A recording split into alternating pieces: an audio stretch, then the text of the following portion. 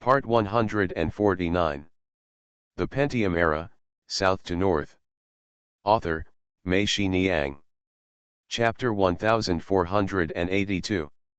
Su Kioxin walked in from the door, and Zhang Chen asked her, "You haven't contacted her yet?" Su Kioxin shook her head. She said, "No, this damn Jerry died somewhere." There was no one on MSN, no one answered his emails, and no one answered his phone calls. "Where's Jessica?" Zhang Chen asked. Su Kioxin gestured with her hands and said, "I wrote her such a long pile, and she replied that she was very busy now, so she disappeared." "Boss, can I use your MSN to leave a message for Jessica?" Su Kioxin asked. Zhang Chen said yes. He stood up and gave his seat to Su Kioxin. Su Kioxin sat down and cursed, "Grandma, those who were online before have escaped now and are no longer online. Whether she's online or not, just leave her a message," Zhang Chen said. Su Kioxin said oh and started typing. Zhang Chen and Su Kioxin both had a premonition that something had happened to Target. Early yesterday morning, they sent out 2 lockers. Zhao Jingjing sent the documents to Target, but the other party was silent. They did not receive any information about the other party's remittance. This had never happened before. Zhao Jingjing immediately became alert and told Su Kioxin and Zhang Chen. It has been a long time since Su Kioxin's contact with Jerry was not smooth. Yesterday, when Su Kioxin contacted him again, she simply couldn't get in touch with him. The same thing happened with Jessica. She couldn't get through the phone at all. It must have been very difficult. "Busy, I contacted her on MSN, which is what Su Kioxin said. She wrote such a long list, and Jessica replied that she is very busy now. There are already 2 containers floating on the sea.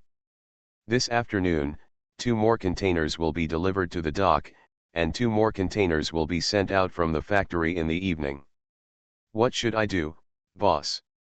What should I do with the 2 containers that have arrived at the dock? Do I need to notify the freight forwarder to cancel, otherwise I will have to board the ship at night?" Su Kioxin said. "Is the ship nervous now?" Zhang Chen asked. "I'm so nervous," Su Kioxin said. "Then the shipping schedule will be cancelled, and these 2 containers will be placed in the warehouse at the dock," Zhang Chen said. "Do you want to send it tonight?" Su Kioxin asked. Zhang Chen thought for a while and said that it was already done, so he might as well send it to the dock warehouse together with the first 2 cabinets. After contacting Jessica, he would have an explanation and the goods would be shipped immediately, so as not to delay others. Zhang Chen said that. Su Kioxin agreed. "Let Zhao Zhigang stop what is being produced in the factory first," Zhang Chen said. As soon as he finished speaking, he picked up the phone on the table and said, "I'd better make the call." Zhang Chen called Zhao Zhigang and told him to stop carrying Target's goods first. "Is something really going on?" Zhao Zhigang asked. "I guess so," Zhang Chen said.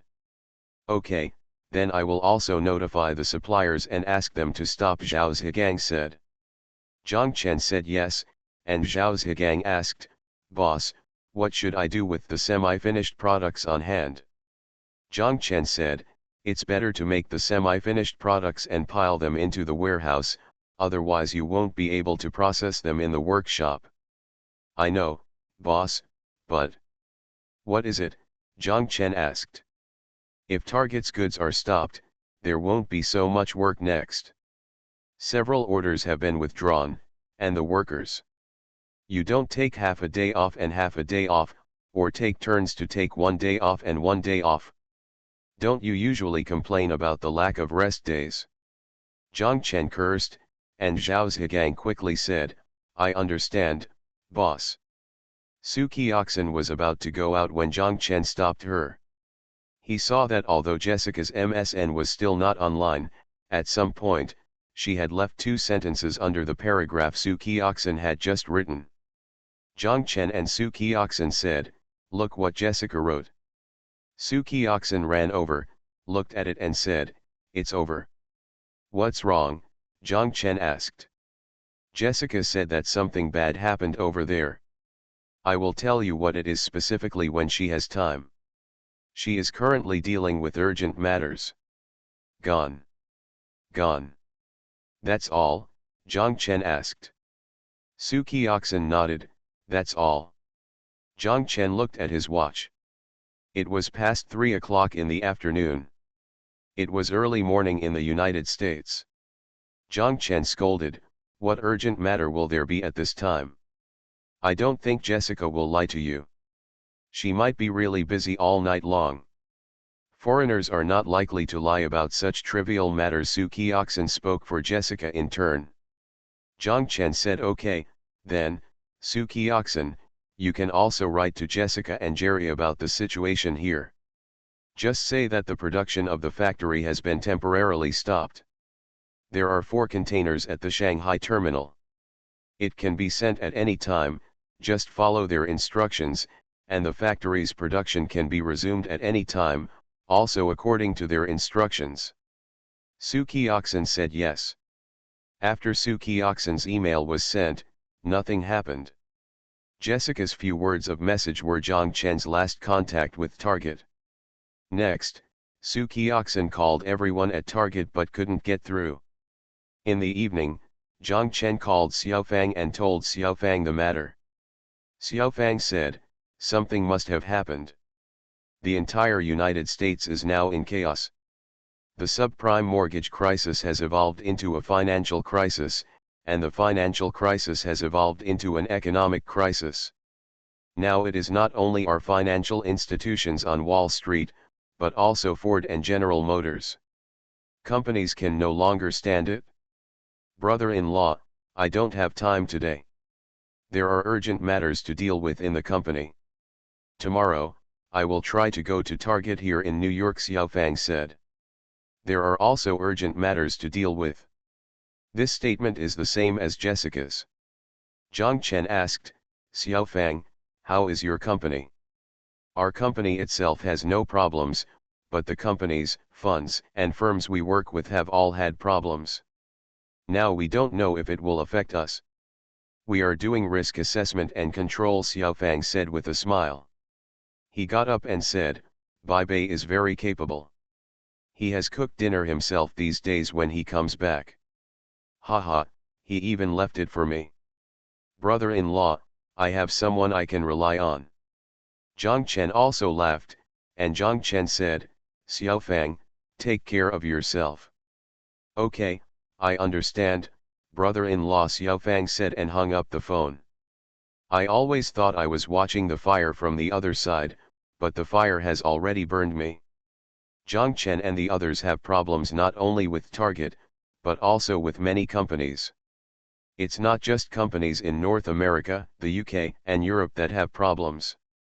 Mainland companies and Japanese companies also had problems. A financial crisis made Zhang Chen understand what economic integration is. Economic integration, Shentu Hanjian called him and told him that many of their foreign trade factories in Yuwu, Pujiang, and Yongkang were unable to open and had closed down. There was wind and rain everywhere, and Zhang Chen felt that at this time, no one had the courage to scream again to make the storm come more violently. This will kill people. Xiaomi called Zhang Chen and told Zhang Chen that something had happened to the homes of several of their private customers. One customer in Shanghai was even more exaggerated. Her husband jumped from the 33rd floor of their home. After 3 days of rising prices, starting from September 24, PDA's market began to turn downward. Although the daily decline was not large, the funds in Lao Ni's and their accounts were still shrinking day by day. Not only that, but there was a very strange phenomenon in the market, that is, the market was clearly rising, and Lao Ni hurriedly asked him to increase his position. Chen Yakin also judged that it was possible to increase his position, but as soon as they increased their position, the price would not be the same. It continued to rise, but immediately fell. After a few times, even Chen Yakin lost confidence in her own judgment. Why do I feel like I'm being led by someone's nose? Chen Yakin muttered. Lao Ni glanced at her and said nothing. Lao Ni also felt strange in his heart. He felt that such a thing seemed to have happened in Tianjiao 0805. He wondered if Ren Rongrong was up to something, although it was very difficult for her to do this. Gao, Lao Ni didn't believe she had such ability. Kongfang's strength is too strong. It's just a walk in the garden, Chen Yakin muttered again. Lao Ni did not tell Chen Yakin about Ren Rongrong. It could also be seen from Chen Yakin's behavior that there seemed to be no contact between them now. This made Lao Ni feel relieved a little. If Chen Yakin had contact with her, there would be another internal and external cooperation. Then Lao Ni really doesn't know how he will die. Chen Yakin is not such a person, and Lao Ni is still confident about this. On September 26, the last trading day in September, a dispute broke out between Lao Ni and Chen Yakin. September 29 to October 5 was the 7-day National Day holiday, but because September 27 the 28th day is Saturday and Sunday, and the futures market has entered a 9-day continuous holiday starting from the 27th. Chen Yakin suggested that even if you are losing some money now, you should close all your positions and pass the short positions. Lao Ni disagreed. He said it was not necessary. The current spot price is strong and has not moved. According to his estimation, there will probably be a price increase after the holiday. Gap up. You are still too idealistic. This is the best situation, Chen Yakin said. When will the market follow your ideal situation? Lao Ni glared at her. Although Chen Yakin did not mean this, Lao Ni could tell that if you act according to your ideal situation, you would not end up like this. Chen Yakin insisted that the current international situation is deteriorating every day. Not to mention 9 days, even 2 days, I am worried that some emergency will happen. That might be a good thing, Lao Ni said. For example, if the International Monetary Fund and the World Bank take action, or the Federal Reserve takes action, I don't believe that they will watch the United States continue to deteriorate day by day. You are being idealistic again. Chen Yakin snorted. She felt in her heart that Lao Ni had lost too much. Now she seemed to be unable to bear even a small loss. But in the financial market, the most taboo thing is that you are unable to make up your mind, not decisive enough, and not able to stop losses promptly. In the financial market, Murphy's Law always exists. When you think it won't be higher, it will be higher. When you think it won't be lower, it will be lower. Why am I idealizing? Please explain clearly. Lao Ni was a little annoyed and yelled. Meng Ping, who was on the side, saw these two people, and if they continued to talk, it would escalate. He hurriedly came out to smooth things over. He said, I am here to listen to what you two said. They all make sense. I don't understand, but I thought, can we deal with it this way? How about we close half of the position? When Meng Ping said this, Chen Yakin stopped talking and lowered her head. Old Ni also felt that this bit of face should be given to Meng Ping. Now that he had spoken, Old Ni pointed at Meng Ping and said to Molly, just do what Mr. Meng wants. Lao Ni stood up and walked out. Chen Yakin glared at his back. Meng Ping looked at Chen Yakin's childish behavior and laughed. Thank you for the reward at the age of 48. Thank you Xiao Shen Nian Fang 48, Tianying 1978, Zi Zhang said, Xiao Xian is bad, book friends 201811071825333788, grass mud horses unique trick, and the monthly ticket of Tambao. Thanks for all the votes and reading. Have a good evening everyone. The Pentium Era, South to North. Author, Mei Shi Niang. Chapter 1483. Xiaofang called Zhang Chen and said that she went to the Target supermarket in New York and found that the door was still open, but there were very few products inside. I asked their staff and they said that there were many products that could not be replenished. Yes, I feel there is a problem with their supply chain. Zhang Chen didn't know when a situation like theirs started to happen, and whether they were the first. If not, and this situation happened earlier, Target's supply chain would have problems and the goods would not be replenished. It's nothing strange. By the way, brother-in-law, they have a shop-in-shop, and the wedding supplies section is closed, Xiaofang said.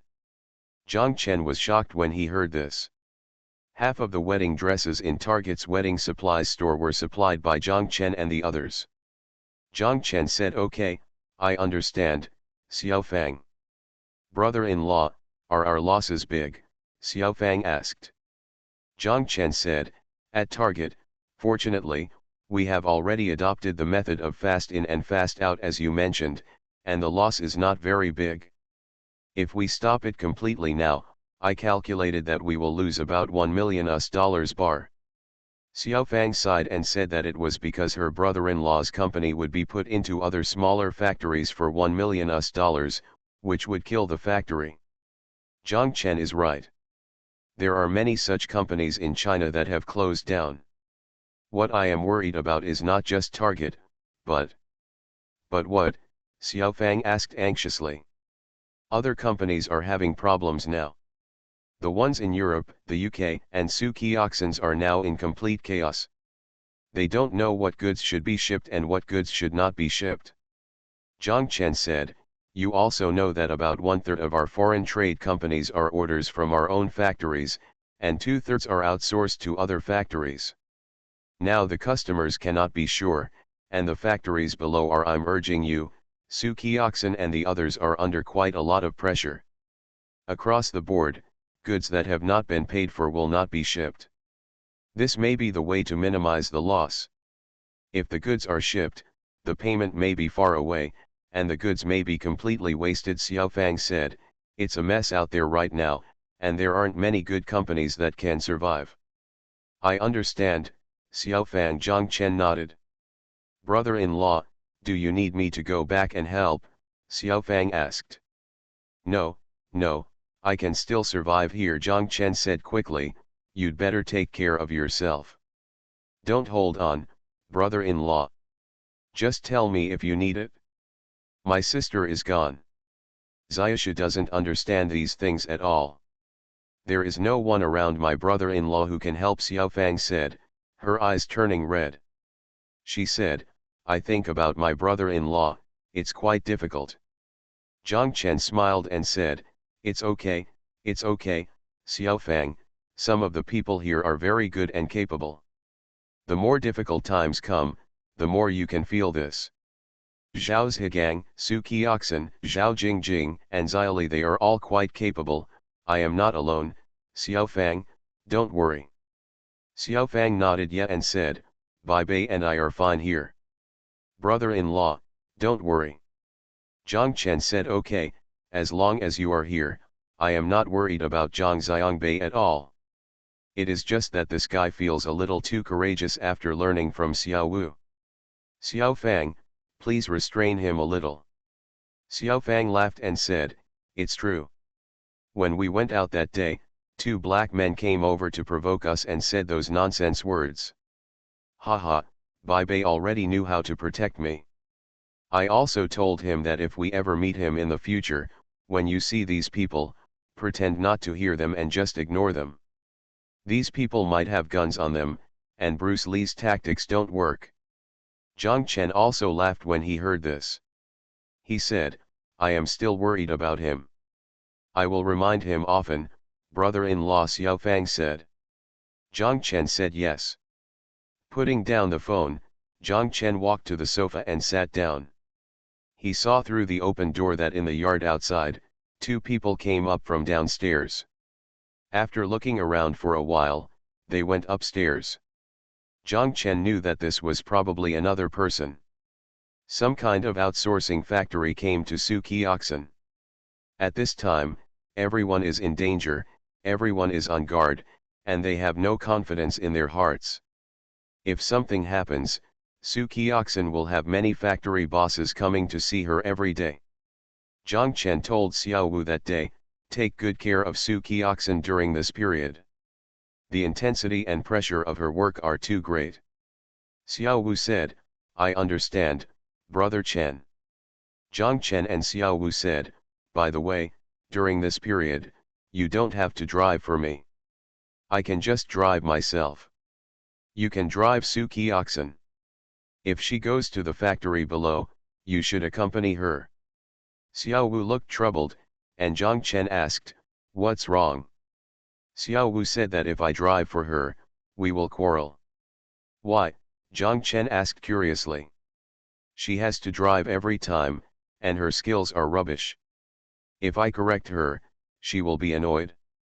This person usually has a good temper, but when he gets the steering wheel, he has a bad temper and scolds everyone. There was a car in front of me and a car behind me, and she scolded every pedestrian passing by. Xiao Wu said, and Zhang Chen laughed. He said, no matter how bad her temper is, she will follow her. The more she behaves like this, the more she needs you. Otherwise, what will happen if she quarrels with others? What should I do if I want a grandma? Xiao Wu smiled bitterly and said, okay, I'll endure it. Xiaoli walked in from the outside. She told Zhang Chen that the factory at Zhao Zhigang's place is very empty now. I asked Li Wei and the others to open 3 more stores on Doubao.com. Although the sales increased not much, about one day. I sold 70 or 80 more items, but it was better than nothing. Zhang Chen nodded. I have another idea, Mr. Zhang, Xiaoli said. What do you think? Zhang Chen asked.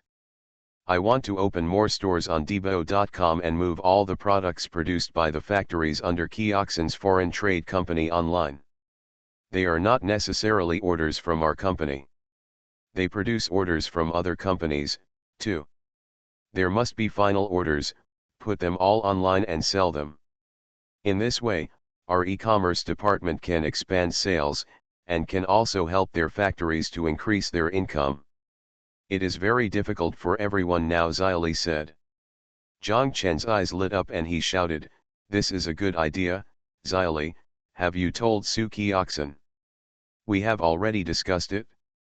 In the next 2 days, I will go to the factory below to take pictures and confirm the price.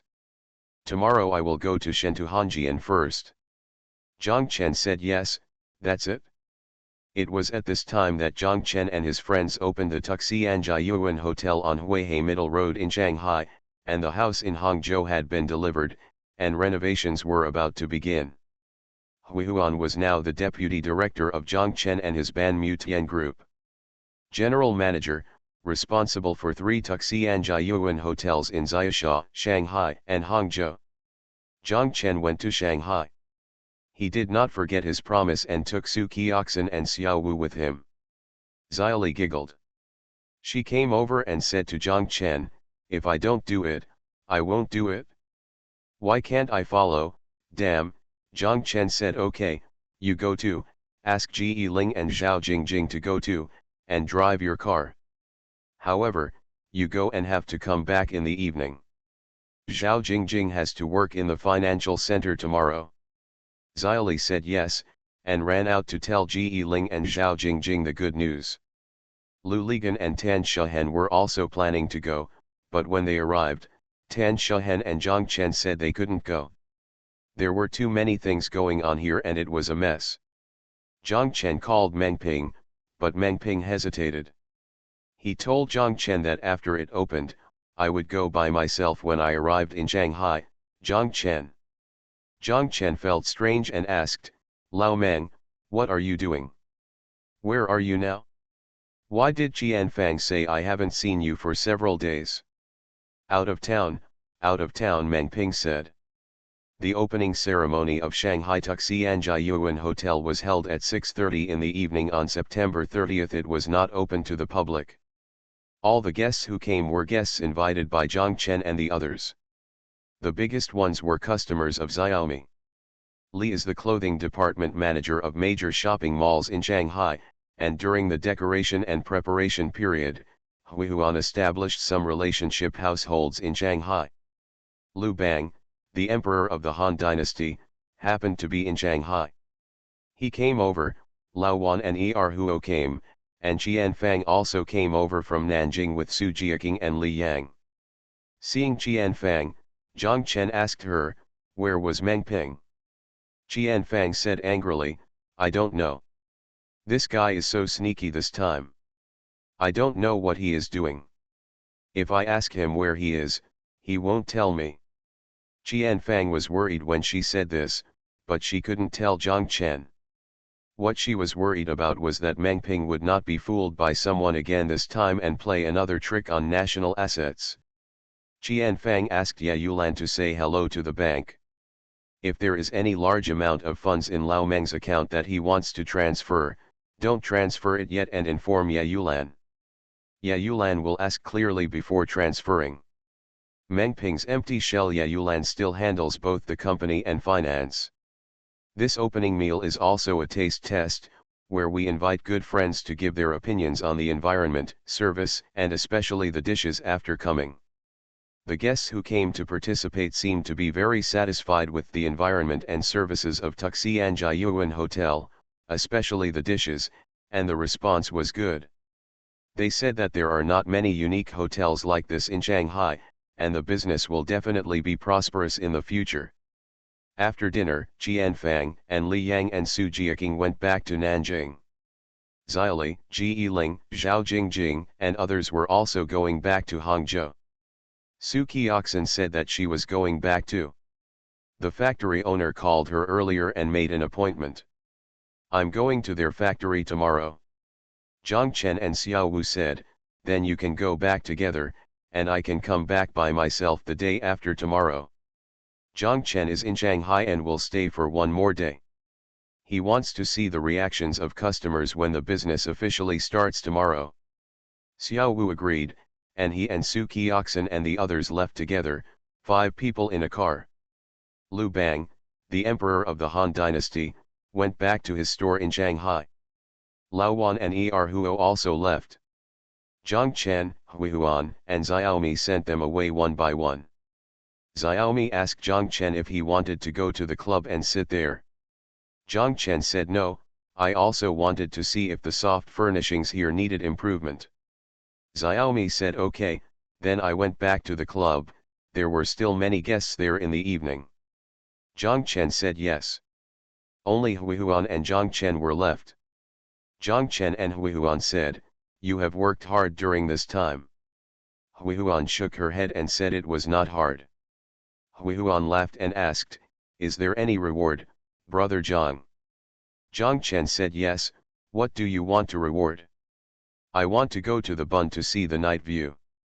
"I heard it's very good," Huihuan said. Zhang Chen was surprised and asked, "You have been in Shanghai for so long and you haven't been to the Bund yet?" "No." Huihuan shook her head and said with a smile, "I just want brother Zhang to accompany me." "Thank you for the reward of 2 fishes at around 3 o'clock in the middle of the night." Thank you to book friends 201701090513111397, Lu, Salted Fish Sewer, Cup Guy API, and Hoo for your monthly votes. Thanks for all the votes and reading. I wish you all good health. You are listening to Novels at Bless Up channel. Wish you happiness and luck. Please subscribe to receive new novels. How do you feel about this novel? Please like and leave a comment. The Pentium Era, South to North. Author, Mei Shi Niang. Chapter 1484. During this National Day holiday, Meng Ping and Chen Yakin didn't go anywhere. Apart from going to the supermarket to buy vegetables and food, they would go out for a while and stay at home the rest of the time. Every day, Chen Yakin was responsible for cooking and cooking, while Meng Ping was responsible for washing the dishes. After dinner, they either surfed the internet or watched TV, or sat and chatted, then leaned over and fell asleep on the sofa. Sometimes it feels too deserted, so Chen Yakin stands up and walks over to open the door to the balcony. During the festival, the rice market riverside is bustling with people, and the noisy sound quickly fills the room, making people feel uncomfortable after a while. No, Chen Yakin went to close the door again. At night, it was the same. The two of them sat on the sofa at one end, watching TV and chatting, until they fell asleep. Chen Yakin woke up hazy, and put a blanket on Meng Ping's body. She herself go to the bedroom to sleep. Meng Ping, who was sitting there crookedly, woke up and saw that he was alone on the sofa. He put his feet up on the sofa, lay down flat and continued to sleep. Several times, Chen Yakin heard Meng Ping answering the phone. She felt that it was the woman calling. The woman asked where Meng Ping was, but Meng Ping just told her that she was in another place, vaguely, but did not tell her that she was there. Hangzhou. This gave Chen Yakin a very strange feeling in her heart. She felt that she was probably the only one in the world who knew where Meng Ping was. She was the only one who knew that Meng Ping was by her side. When she thought about it, she felt she seemed to dominate Meng Ping, which made her feel good. The two of them are here, in the bustling city, living alone among the noisy crowds. This room contains the secrets of the two of them, and they also own this room secretly. Chen Yakin liked what she had in common with Meng Ping. She even liked the way others looked at them when they were walking in the supermarket. They looked at the two of them as if they were a natural couple. When they pushed the shopping cart to the checkout counter, the cashier even told Chen Yakin, "You are here, let your husband pick it up there." They bought a lot of things, so she was asked to take the things out of the shopping cart one by one. After coming out, the cashier scanned it and put it into the supermarket's vest bag. One vest bag was full, and the cashier asked Meng Ping to pick it up at the other end of the counter. Chen Yakin's face blushed slightly, but Meng Ping was expressionless and quickly ran to the counter. Chen Yakin liked the people behind her and was equally indifferent. Everyone seemed to agree that Meng Ping and she were the same family. These days, there is one thing that makes Chen Yakin very confused. What lingers in her mind is the woman who called Meng Ping. From the tone of their conversation, she seems to be very close, but they don't seem to be so close. If she were Meng Ping's girlfriend or wife, when Meng Ping answered the phone, he would at least be carrying Chen Yakin behind her back, right? The same goes for the other party. If it is a girlfriend or wife who wants to know where Meng Ping is, she will definitely not just say out of town. She will definitely ask. What woman will not do this? Chen Yakin feels that if she herself would, but the woman didn't seem to continue to ask. This puzzled Chen Yakin. She was very curious, and Meng Ping didn't explain it. If there was any special relationship, if Meng Ping didn't hide it, he would at least explain it, right? Meng Ping did nothing, as if he had answered an ordinary phone call, but the tone and attitude of both of them were clearly unusual. Chen Yakin was thinking a lot, but she couldn't think of a reason. She was too embarrassed to ask, so how could she ask? There was another thing that Chen Yakin felt she wanted to say but found it difficult to say. That was that she wanted to remind Meng Ping that she felt that Lao Ni's current mentality was wrong. Such a mentality could easily lead to problems. But Chen Yakin felt that no matter what she said, it was suspected of sowing discord and stirring up trouble. Chen Yakin hesitated again, and finally chose one. The two of them leaned on the railing of the balcony, looking at the Meisi River below. Chen Yakin said similar words, speaking as lightly as possible. Chen Yakin said, "Lao Meng, it's good to have you here." "Oh, I mean, it's good to have you in the office when I'm at work." "What's wrong?" Meng Ping asked. "Lao Ni is a little impatient now," Chen Yakin said hesitantly. Meng Ping smiled. He must be eager to make a comeback. This is understandable. Anyone in his situation would be like this. When Meng Ping said this, he remembered the time he and Lu Ligan were at Chen Qiang's casino, and the time Li Yang took them to the house in Purple Mountain. Chen Yakin is right. He is indeed eager to recover his losses, but in the financial market, impetuousness and lack of determination are the most taboo. You are by the side and can sometimes help a little bit. Meng Ping said, "Okay, I understand." When the point was made, Chen Yakin felt that she could not say any more. Meng Ping looked at Chen Yakin and laughed. Chen Yakin asked, "Why are you laughing?" Meng Ping said, "You just said that I am fine in the office, does that mean that I am not fine here?" "Go away, little chicken Dutchane, you know I didn't mean that," Chen Yakin scolded. Meng Ping laughed. "The internal market is closed, but the external market is not idle. It opens and closes every day, and it is very lively. Chen Yakin looks at the London market and Chicago market every day, and her heart becomes heavy. The entire global financial market shows no signs of improvement. Chen Yakin even suspects that PTA is it's not that there is no bottom at all, their judgments are all wrong." Chen Yakin told Meng Ping about her worries, and Meng Ping comforted her and said, "Don't think so much. I know that there is no end to any decline. Just like downhill, no matter how long you go downhill, you will also fall drive to the bottom of the slope." Chen Yakin almost blurted out, "The problem is that the car may be destroyed before you reach the bottom of the slope." The words had already reached her lips, and Chen Yakin swallowed them hard. It was so unlucky to have a car crash and kill people. Chen Yakin secretly shook her head. The daily fear and worry made the two of them less sentimental when they were together, a little stiff and dry for no reason, at least from Chen Yakin's side. Otherwise, a man and a woman alone would, how could it be possible not to create some sparks after being in the same room for such a long time?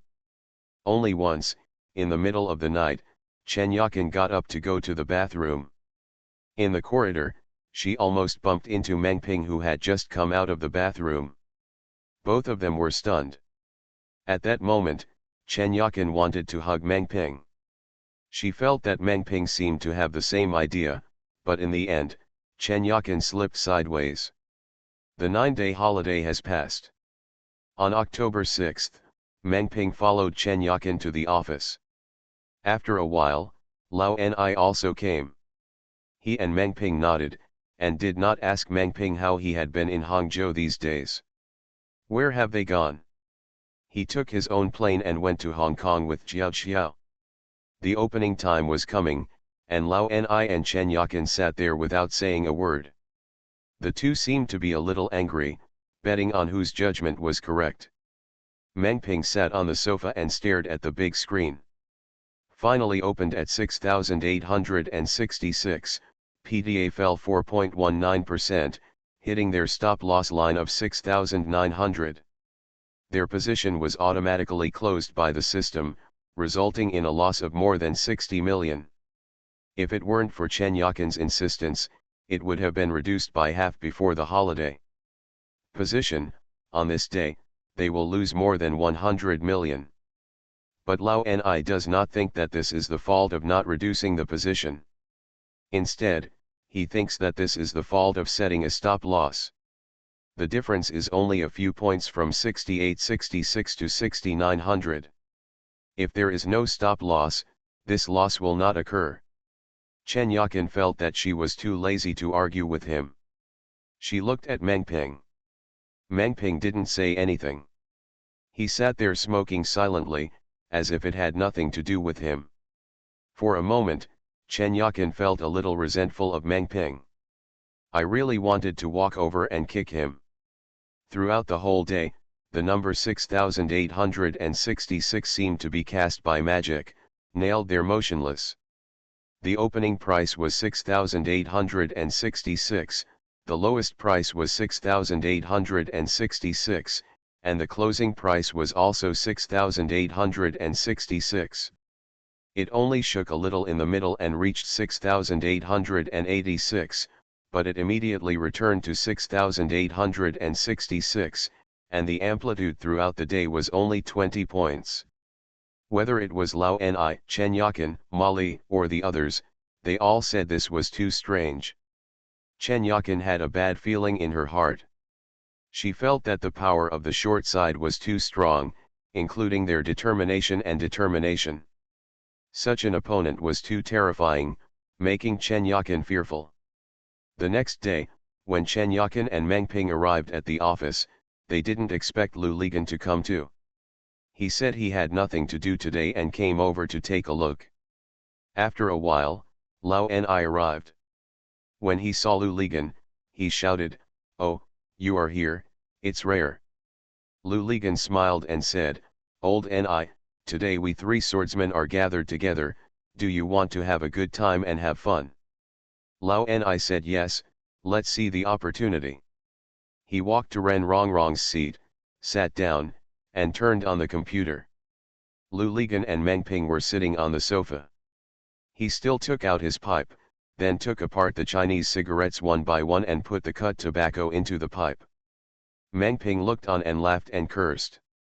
"It doesn't bother you either." "Don't bother me." The process of dismantling and installing shredded tobacco is an enjoyment in itself, and it will make you feel impatient.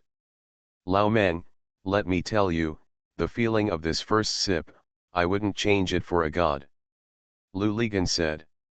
Meng Ping laughed and said, "I won't change either. I'm worried that it will fall from the clouds when I fall asleep. It's better to sleep on this sofa." When Meng Ping said this, Chen Yakin turned to look at him. What that meant was, "Are you addicted to sleeping on the sofa?" Meng Ping smiled at her. Lu Ligan asked Meng Ping quietly, "Lao Meng, how much is left?" 12, Meng Ping said. Lu Ligan knew that he still had more than 1.2 billion in his account after losing money in the past few days. "Then grab it back." "What are you afraid of?" Lu Ligan shouted. He shouted so loudly that Lao Ni and Chen Yakin heard it. They turned to look at him. Lu Ligan smiled and said, "Don't worry about me. Just pretend I don't exist." "Thank you Musabian for the tip." "Thank you to Musi-IBN, haha 99,223, and CAONI Ma's unique skills for your monthly votes. Thanks for all the votes and reading. Have a good evening everyone." The Pentium Era, South to North. Author, Mei Shi Niang. Chapter 1485. 6770, which dropped 1.4% at the opening. Lu Ligan stood up and shouted, "Fight, fight, fight back." Lao Ni looked at him, and Lu Ligan continued to shout, "Fight, there is no need to hesitate, Lao Ni, get your momentum out first." Lao Ni and Molly said, 10,000, 3 orders in a row. Molly looked at Chen Yakin. Chen Yakin wanted to say something but didn't. Molly successively made 3 single moves, and the board immediately turned red. Seeing the effect, Lu Ligan and Meng Ping became excited. The two of them couldn't sit still on the sofa. They walked behind Lao Ni and Lu Lirod shouted, "Don't stop, keep going." "Molly, Molly," Meng Ping also shouted. Molly looked at Lao Ni, and Lao Ni said, 5,000, 3 more orders in a row. Molly then placed 3 orders of 5,000, the short side was probably suppressed by this momentum, and the long side was encouraged, and everyone he started to add positions, and the price kept rising. When the market closed at noon, Meng Ping asked Molly to buy another 10,000 lots. The price exceeded 7,000 points in the session, and the office burst into cheers. When the market opened in the afternoon, Lu Ligan and Meng Ping kept calling for attack, and Lao Ni kept giving orders.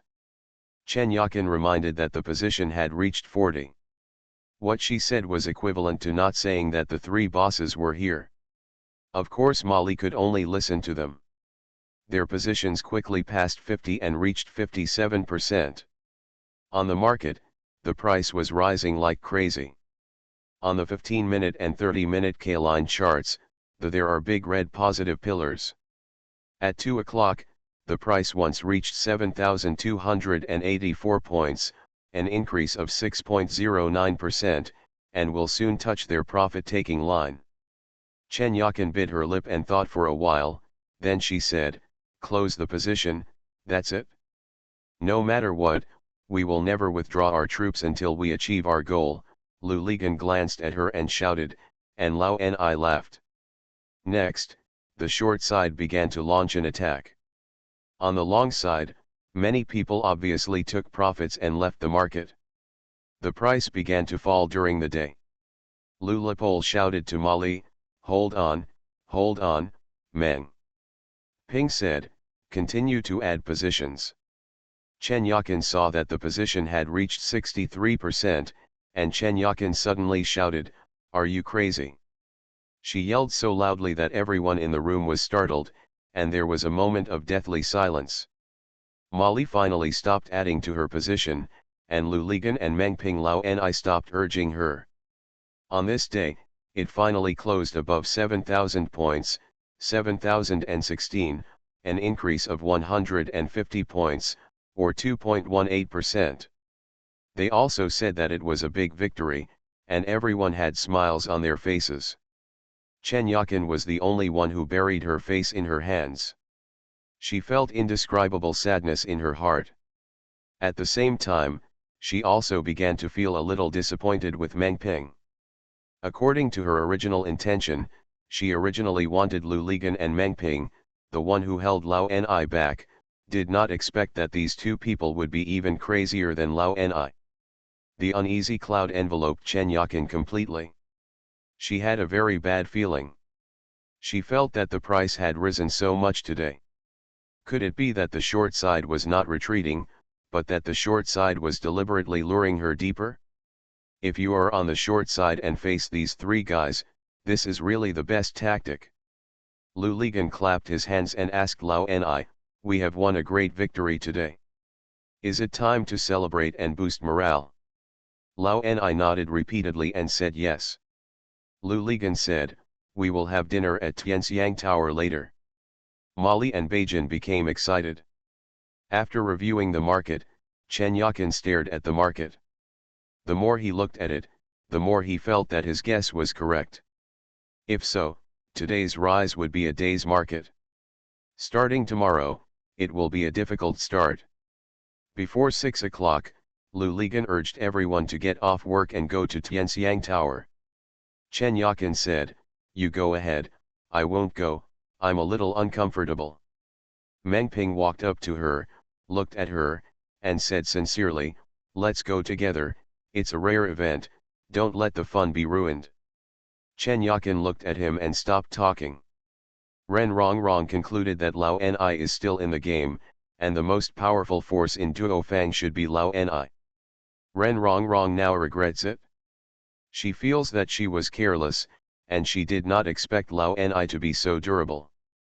Now she regrets herself. His true identity was revealed so early that he had no idea about Lao Ni's current tactics. Ren Rongrong stood up and walked to Lu Yun's office. Lu Yun was also looking at today's PDA board. Seeing Ren Rongrong come in, Lu Yun asked, did Nioza get involved? Ren Rongrong smiled and said, bring me in. In the next few days, we will control the rhythm. Again, clear out Xiao San first, Lu Yun said. Ren Rongrong said yes. Lu Yun moved her hands rhythmically on the desk, as if she were playing the piano. After a while, she folded her hands on her chest, looked at Ren Rongrong and said, how about I give you a dragon-slaying knife? What do you mean, Mr. Lu? Ren Rongrong asked, confused. Lu Yun smiled and said, they say you can't kill a chicken with a bull's knife. This time, we're going to make a fuss about it. To kill a cow, we're going to use a dragon-slaying knife. Ren Rongrong smiled and said, I still don't understand. I'll prepare 15 billion for you. Is this knife fast enough? Lu Yun asked. Ren Rongrong was stunned for a moment, then smiled and said, now I understand everything. Lu Yun looked at the calendar on the table and said to Ren Rongrong, it will be on the 16th in the past few days. I understand, Mr. Lu, please clear Xiaosan first. No, Lu Yun said, the most important thing is to hold the cow's nose tightly and don't let it run away. In the next few days, there was a slight decline every day. No matter how hard Lao Ni and the others attacked, the downward trend did not change. Lao Ni said, it's impossible. It's impossible for the price to fall again. If it continues to fall, PDA, what happened? But he was beating a drum in his heart. While Meng Ping went to the bathroom, Chen Yakin and Lao Ni said that the downward trend had already come out, so just let it go. It was still too late. Lao Ni was also a little scared. He looked at his position and knew what would be waiting for him if there was another plunge now. But another question came to his mind. If the position was closed now, there would be only a little more than 1 billion left in their account. It was too ugly. He didn't know what Meng Ping would think when he saw this number. Lao Ni hesitated because of this. Chen Yakin reminds you not to lose big for small things. Lao Ni thought about it for a while, and he said yes, he would accept it if he could, depending on the situation tomorrow. As a result, on the 13th, 6,596 opened. After the opening, it rose all the way, once rising to 6,872, an increase of 4.12%. This gave Lao Ni hope again, and Meng Ping kept shouting, "Just do it, just do it." Instead of reducing their positions, they increased their positions. It closed at 6,750 points that day, an increase of 146 points or 2.21%. It was another good harvest day for them. The next 2 days were another 2 falling days, with a total drop of 286 points in the 2 days, a total drop of 4.28%. Chen Yakin was almost begging Lao Ni not to be stubborn. Lao Ni said that he would definitely reduce his position tomorrow. But there was no time left for Lao Ni, and the dark muzzle was already aimed at him. On October 16, PDA was pulled directly to the limit by Ren Rongrong and Yangtze Petrochemical during the collective bidding stage. It opened at 5,826, a drop of 9.87%. The price did not move at all the next day. After the 6th, Lao Ni repeated his old tricks and cancelled the stop-loss line. Their position was covered again, and the margin account showed minus 51.32 million yuan. Seeing this number, Meng Ping was also dumbfounded. He asked, how could this be? Everyone in the office was silent, and no one could answer his words. Lu Ligan received the call and rushed over immediately. When he looked at the number, his first sentence was, how could this happen? Lao Ni's face was ashen, and Chen Yakin and Mali's eyes were already red. Meng Ping looked at Lu Ligan and sighed, it's over. At around 2 o'clock in the afternoon, the exchange called and informed them that the margin must be topped up before 8:30 tomorrow morning, otherwise the position would be forced to be liquidated. Chen Yakin told them the contents of the phone call, and Lu Ligan asked, what do you mean? Chen Yakin said, the meaning is that if we can make up the owed margin before 8:30 tomorrow, these orders will still be there. If the rebound starts tomorrow, we will still have a chance. If we fail to make up the amount, we will be forcibly liquidated. Kang, this matter is over. In other words, we don't have any money left, Meng Ping asked, and Chen Yakin nodded. Both Lu Ligan and Meng Ping understood. Meng Ping shouted, how can that be done? Of course we have to make up for it. Even if it is a bet, we have to make this bet. Wait, I will transfer the money right away. After Meng Ping finished speaking, he immediately felt worried. When Lao Ni called him this time in Hangzhou, he didn't explain clearly to him what was going on. He didn't bring the U-Shield for online banking. If he transferred money through mobile banking, you can only transfer 50,000 at a time, let alone 8:30 tomorrow morning. Even if you transfer it to noon tomorrow, you can't transfer 51 million. The only way is to call Ye Yulan and ask her to go to the counter. Meng Ping bit the bullet, picked up the phone and called Ye Yulan, asking her to go to the bank counter and transfer 100 million to him. Ye Yulan's phone was taken away by Jian Fang, who asked, Lao Meng, where are you? Now, there is no way to hide the matter. Meng Ping said, I am in Hangzhou. In Hangzhou, Jian Fang asked, always there? Then when I saw Zhang Chen in Shanghai, why did he still ask about you? Meng Ping hesitated and was speechless. Lao Meng, tell me, what do you want so much money for? Qian Fang asked. I am collaborating on a project with someone, Meng Ping said. Who should I cooperate with, Zhang Chen or Guangzi? Qian Fang continued to ask. Meng Ping quickly said, no, not them.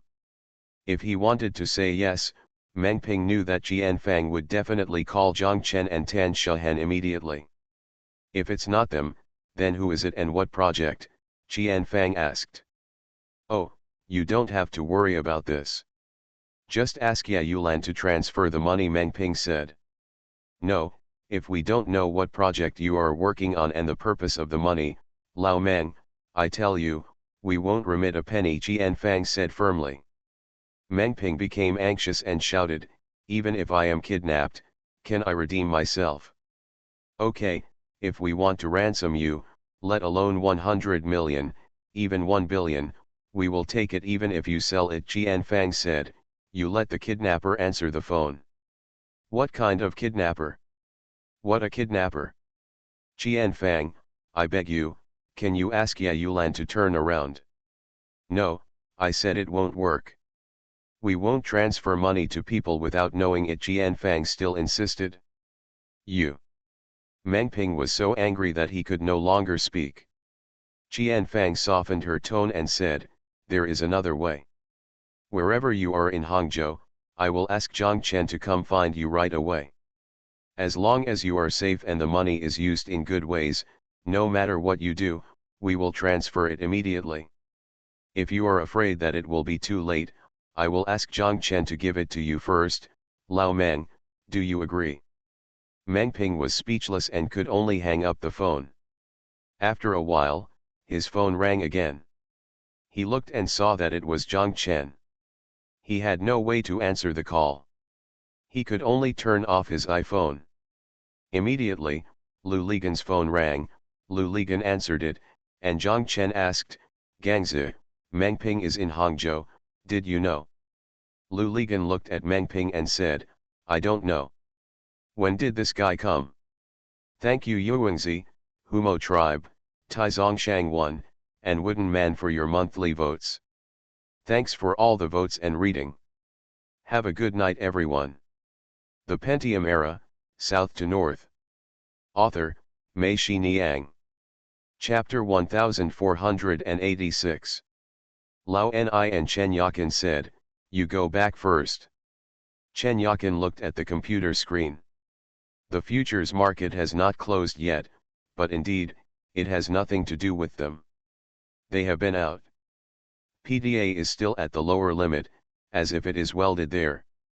There is no power to push the lower limit. Opened. Chen Yakin looked at Meng Ping.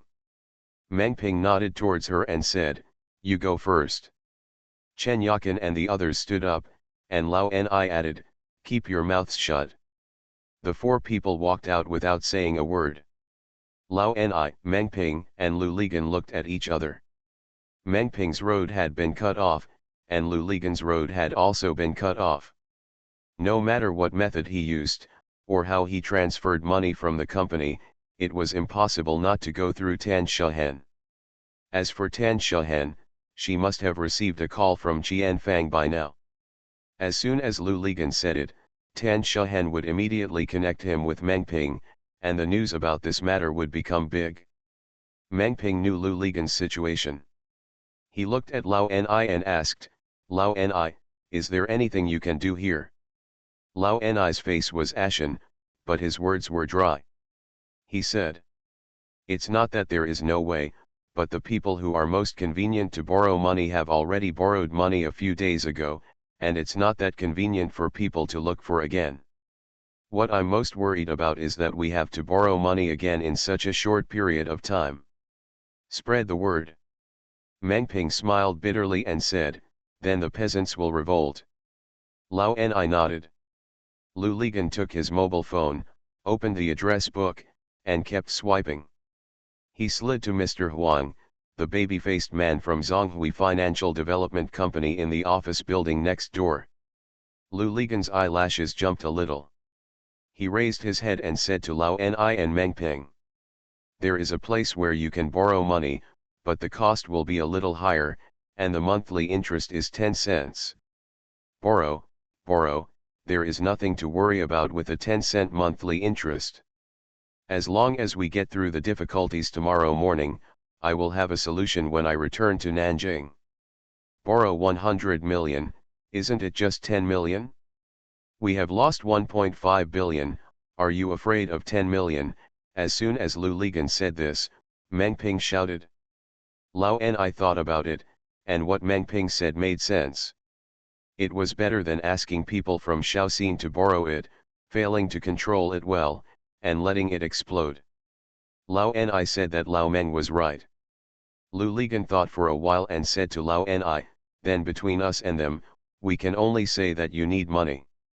You can't talk about me, saying that I will scare them, but they will definitely ask me to guarantee it. Lao Ni said yes. Lu Ligan hadn't contacted Mr. Huang for several years, and he didn't know if the phone could still be used. Lu Ligan was in the mood to give it a try and dialed the phone. The phone rang twice and the call was connected. Lu Ligan. It turned out that the voice on the phone was that baby-faced Mr. Huang. Lu Ligan said, "Hello, Mr. Huang, I am Lu Ligan." "Hey, Mr. Lu, what day will I receive your call today?" Mr. Huang called.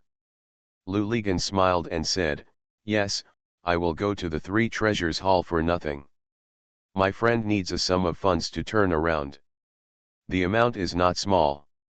I don't think ordinary companies can do it, so I thought of you." "No problem, Mr. Lu, the customer you introduced." In one sentence Mr. Huang said, "By the way, Mr. Lu, where is your friend?" "Also in Jingxiu Jiangnan, his company is in the office building next to yours," Lu Ligan said. "Where are you, Mr. Lu?" Mr. Huang asked. "I'm here with my friends now." "Okay, Mr. Lu, please send me the name of your company and I will come right away," Mr. Huang said. Lu Ligan said yes and hung up the phone. Lu Ligan sent Lao Ni's company name. Mr. Huang said he would be there soon, but he still waited for more than 10 minutes. Lu Ligan knew that they were doing this. Lao Ni's background check. Not only Mr. Huang came, but also Mr. Qin and the mahjong-faced Mr. Fang. Lu Ligan's guess was correct. When they came in, they shook hands with Lao Ni and said hello to Mr. Ni. Obviously they all knew who he was. Lao Ni asked them to sit on the sofa. He walked outside the door and told his secretary not to let anyone disturb me. Then close the door and come back. After the pleasantries, we went straight to the topic and talked about borrowing money. Mr. Huang said, "The capital cost of our money is relatively high. Mr. Ni, don't you mind?" Lao Ni said, "Mr. Lu told me that I would only use this money for about 10 days, and I owed him a favor, which would have to be repaid sooner or later, so I thought, I might as well pay more myself." Mr. Qin nodded and said he understood. It's really hard to owe favors nowadays. "Mr. Ni, how much do you need?" Lao Ni said 100 million. "When do you want it?" Mr. Qin asked. "Today," Lao Ni said. "So urgent?" Mr. Qin looked at Mr. Huang and Mr. Fang and said, "If Mr. Ni gives us 3 days, 3 to 5 billion will be no problem. There are only a few hours left today. To be honest, we don't have it either. With so much money, our money will not lie in the account." Mr. Qin raised his head slightly, as if he was calculating something in his mind. After he finished the calculation, he said to Lao Ni, "In this way, Mr. Ni, to make a long story short, our money has a monthly interest of 10 cents, and the interest is deducted up front. In other words, if you borrow 100 million, you will actually get 90 million. I will give you 50 million today, and 40 million, I can give it to you before 2 o'clock tomorrow afternoon, okay?" Lao Ni thought for a moment and realized that was all he could do. He said yes, that's fine. The mahjong-faced boss asked Lu Ligan, "Mr. Lu, since Mr. Ni is such a good friend of yours, why don't you help him? Your company can't even spend 100 million. Before Lu Ligan said anything, Mr. Huang whispered to Mr. Fang, for listed companies, money can be moved anywhere. If it was easy to move, I would have gone to discuss cooperation with Mr. Lu. Mr. Fang smiled awkwardly and understood. Mr. Qin looked at Lu Ligan and said, Mr. Lu, can you help guarantee this money? Lu Ligan smiled and said, is this necessary? Don't scare me, Mr. Lu, this is pocket money for you, but for us, it's a huge sum of money. We, from a small family, can't afford it, Mr. Qin said with a smile. But, I don't have an official seal with me. Besides, even if we need a seal, we also need to have a complete record of the use of the seal. Where can I use it here? Lu Ligan said that he knew in his heart that he could not agree easily. When these people talk to you, they are half talking about things and half testing. If he agrees easily, these guys will immediately hesitate and doubt him. If they want to use the money separately and then suspect that his company has a problem, they will definitely feel the bottom of his company first before lending. Sure enough, seeing what Lu Ligan said, Mr. Qin smiled and said, Mr. Lu, aren't you scolding me for being blindsided? How can it be so troublesome for you, Mr. Lu, to come forward? Your name, Mr. Lu, is far more than 100 million. Mr. Huang also said, we only depend on Mr. Liu's attitude. As long as Mr. Lu has confidence in Mr. Ni, we will have confidence. Lu Ligan laughed and cursed, you guys are trying to drag me down, okay, who let me take care of this myself. Mr. Qin and Mr. Huang both laughed, and Mr. Qin said, then let's go through the formalities. Lu Ligan said okay. Mr. Huang took out a loan contract from his bag, filled in the amount and date, then asked Lao Ni to sign and seal it, and then asked Lu Ligan to sign the guarantor's signature. Mr. Qin picked up the IOU and looked at it. He waved it and said to Lao Ni, Mr. Ni, now you owe Mr. Lu a favor. Lao Ni nodded repeatedly.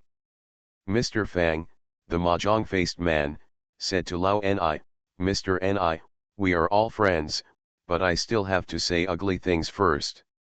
Our money is very easy to borrow, but if you don't pay it back when it's due, you'll be in trouble, it's better to die. After Mr. Fang finished speaking, Mr. Qin waved his hand and said with a smile, Mr. Lu is here, don't say such things. Mr. Lu just wants to save his own face and will not make such a fool of himself. Am I right? Lu Total. Lu Lepole nodded. Over there, Mr. Huang had already opened his laptop, plugged in the USB shield, and transferred 50 million to Lao Ni's personal card number according to the loan contract.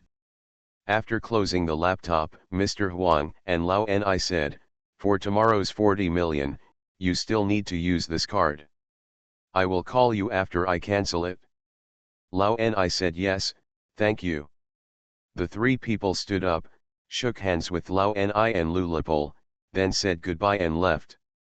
Lao Ni and Lu Ligan immediately went to the financial business department. Meng Ping was here. When he saw them, he asked, how is it? After reaching 50 million, there is still a million less, Lu Ligan said. It's better to have 5 million more, Lao Ni said, a few million more, even if the market goes up tomorrow, we can still withstand it. By noon, when the 40 million behind them arrive, we will be safe. Lu Ligan said yes, then for these 5 million, Lao Ni, you and I will go and figure out a solution separately. Lao Meng, you should not run around here. Don't let Zhang Chen touch you. If you are touched by him, it will be troublesome. Meng Ping said yes. Lu Ligan turned around and went out. Lao Ni thought for a while and also walked out. He walked to the finance department and asked, how much cash was left in the account. The finance department told him that it would be more than 800,000 yuan. Lao Ni wrote down a card number and told her to transfer it to my card. Finance said yes. Lao Ni went downstairs and drove out.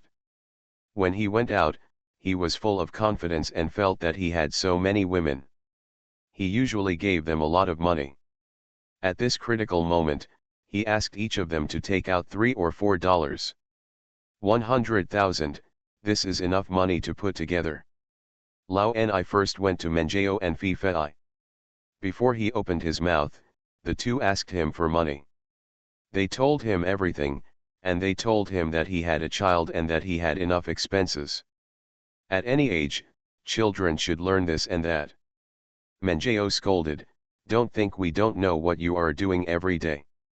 Ni, let me make it clear to you. This child is your own flesh and blood. You can't ignore it. If you dare to ignore it, you will never have peace live your life." Fifei was there to help. She said, "Don't treat us sisters as fools and make us anxious. We can do anything." Lao Ni was so annoyed that he ran away from them as if running away. Next, Lao Ni went from house to house, but the result was that the more he walked, the more frustrated he became. He didn't ask for a cent of the money, but he listened to a lot of words. Lao Ni didn't expect that it would be easy for the money to go out, and it would be so easy to get some of it back. It was difficult, he was so angry that his teeth itched, but he had no choice. Lao Ni sat in the car and thought about it. He knew that funds in the factory were very tight, but he still called his daughter and told her that he had an urgent need and asked her to call 2 million. When her daughter heard this, she felt strange. She asked, "Why do you still need me to send you money? Where is the money in your account? The factory has to pay Huaxia's interest tomorrow, and Guangfa's 20 million is due next week. I have negotiated with the bank, but the U-turn still has to be made. I am collecting the money," the daughter said and sighed. She asked, "Sui, where should I hit you? Thank you for the reward of 2 fishes at around 3 o'clock in the middle of the night.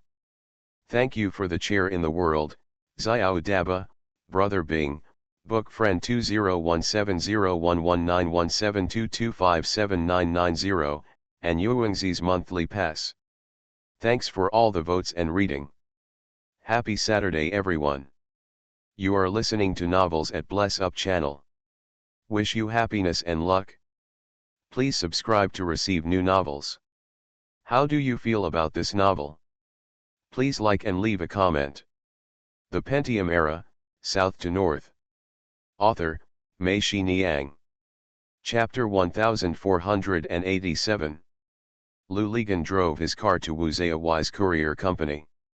Wu Ziyawai's company is still in the old factory building of Hangzhou Silk Road in Gongqing.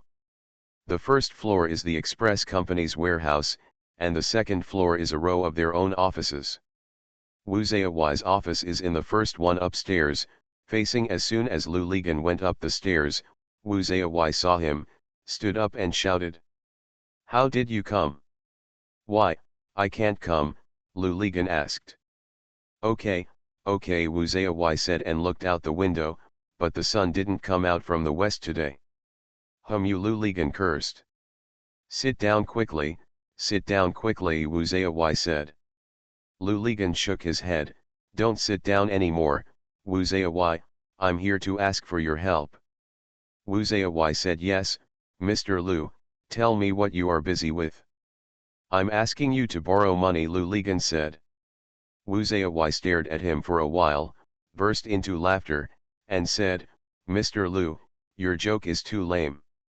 "I'm not kidding, I'm serious," Lu Ligan said. "Really?" Wu Ziyawai asked. Lu Ligan nodded, "Really? Okay, how many do you need?"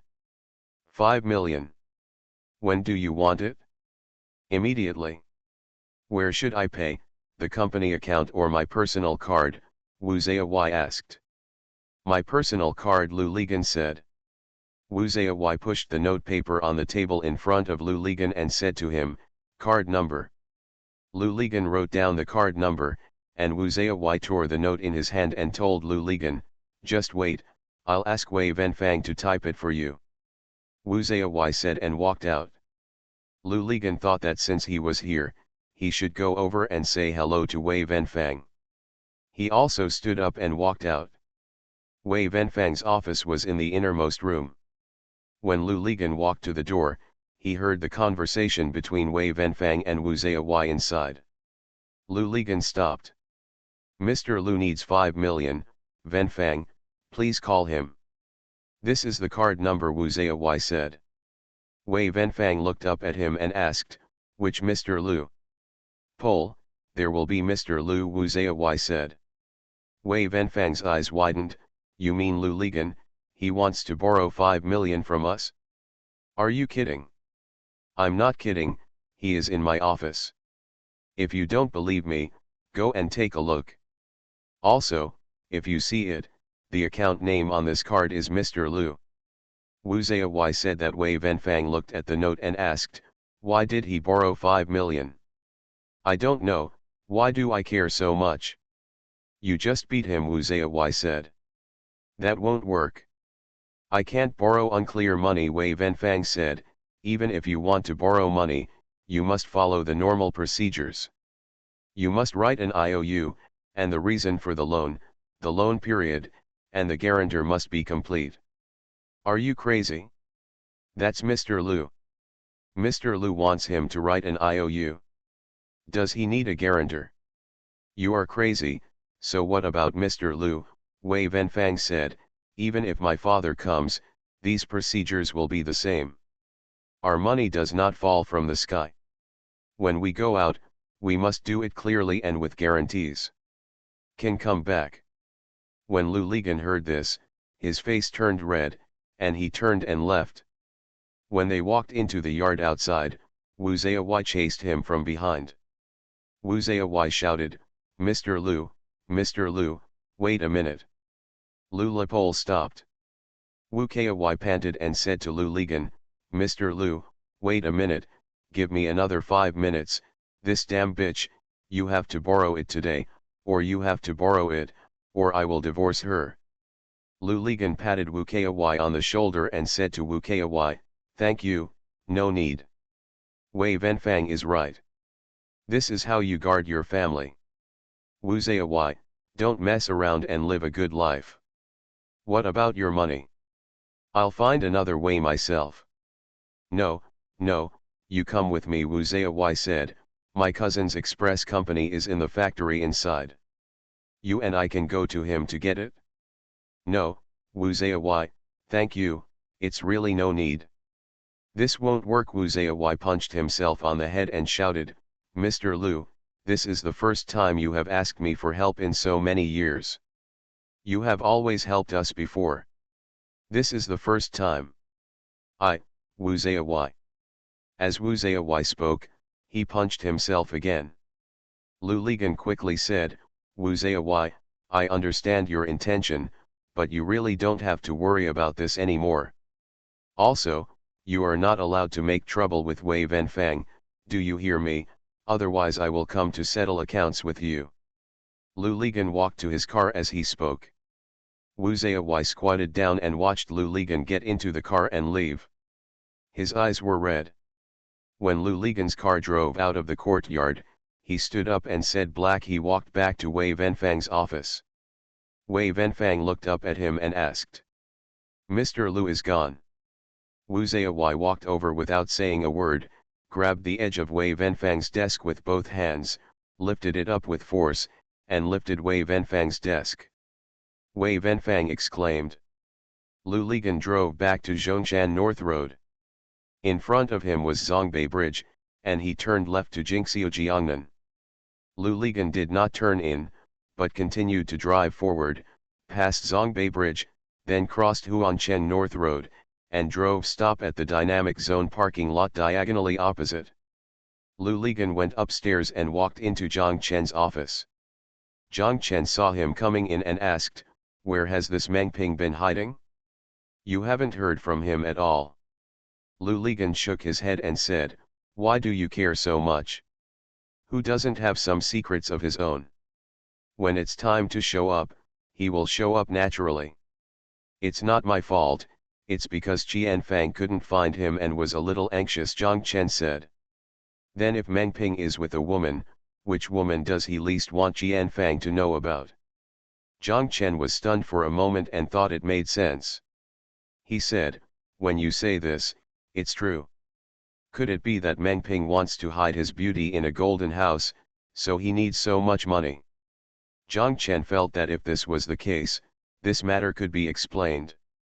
I don't know, and I don't want to care. Old Meng is already dozens of years old, and he is not Zhang Xiangbei. Lu Ligan said, hey, help me solve the problem first and lend me 5 million. What do you want money for? Zhang Chen asked. Don't worry. I'm too lazy to care, Zhang Chen said, stretching out his hand, give it to me. What? Lu Ligan asked. You want Zhao Jingjing to transfer the money to the sky? Lu Ligan laughed and said, I forgot about it. Lu Ligan took out his wallet, took out a bank card from it, and handed it to Zhang Chen. Zhang Chen walked out with the card and stopped at the door. He turned around and shook Lu Ligan. The card in hand asked. Gangzi, your matter is not related to Meng Ping, is it? No, don't worry. Zhang Chen walked out, and after 5 or 6 minutes, he came back, handed the card back to Lu Ligan, and told him that it was in. Lu Ligan put the card away and said to Zhang Chen, by the way, Zhang Chen, don't tell Zhen Zhen about this. What are you doing? Are you in trouble? Zhang Chen asked. Shit, what kind of trouble are you getting into? You don't need so much money to get into trouble, and you're not a rich guy, Lu Ligan said. Okay, I'm too lazy to care about your business, Zhang Chen scolded. Lu Ligan stood up, said he was leaving to do some work, and walked out. Zhang Chen looked at his back and shook his head. He felt that this guy was a little weird today, but since he was Lu Ligan, it was not surprising. After a while, Tan Shehen called Zhang Chen. Tan Shehen asked, Zhang Chen, do you know why the Pole asked Wu Ziyawai and the others to borrow 5 million? Zhang Chen was surprised. He asked Wu Ziyawai to borrow 5 million, how is that possible? How is it impossible? It's going to turn this place upside down. What's wrong? Wei Venfang didn't borrow it. Wu Ziyawai is making noises about divorcing her. I'm rushing over now to help them mediate, Tan Shehen said. Okay, I'll be here right away, Zhang Chen said. Zhang Chen drove the car and felt that something strange happened today. Lu Ligan went to Wu Ziyawai and the others to borrow money. It seemed that he needed money before he came to him to borrow money. Why didn't he come to him directly instead of going to him? Looking for Wu Ziyawai, even if 5 million is not enough, he can also say 10 million. Moreover, this guy came back from being rejected by Wu Ziyawai and acted like a normal person. He didn't even say anything to him. The more Zhang Chen thought about it, the more strange it became. The more he thought it might have something to do with Meng Ping. He didn't know what these two guys were doing.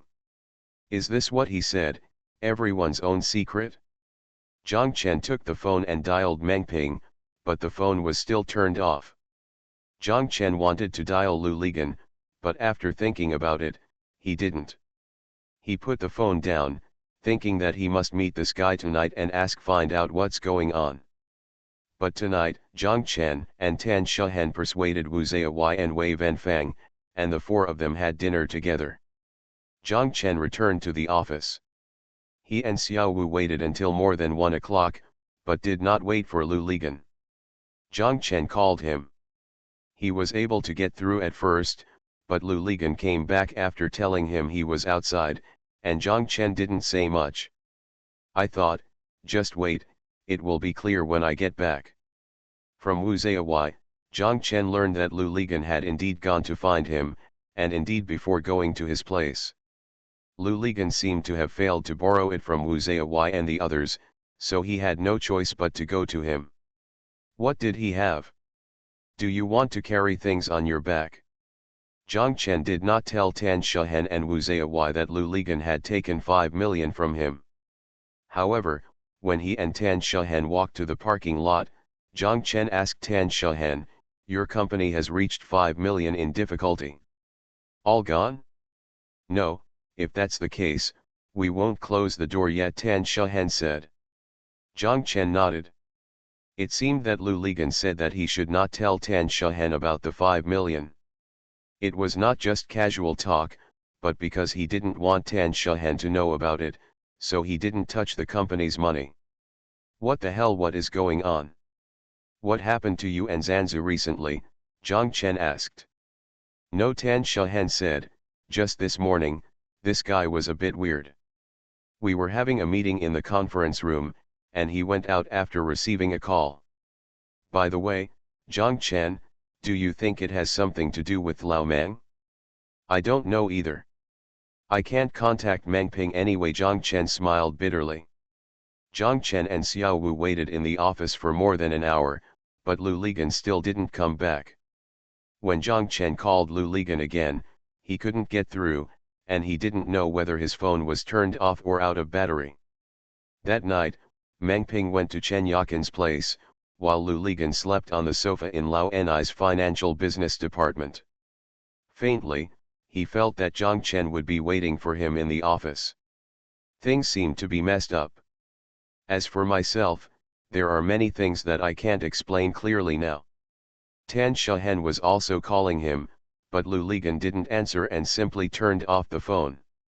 He thought, if anything happens, we can wait until tomorrow. As long as we get through tomorrow's difficulty, it won't matter what happens next. Thank you for the reward at the age of 48.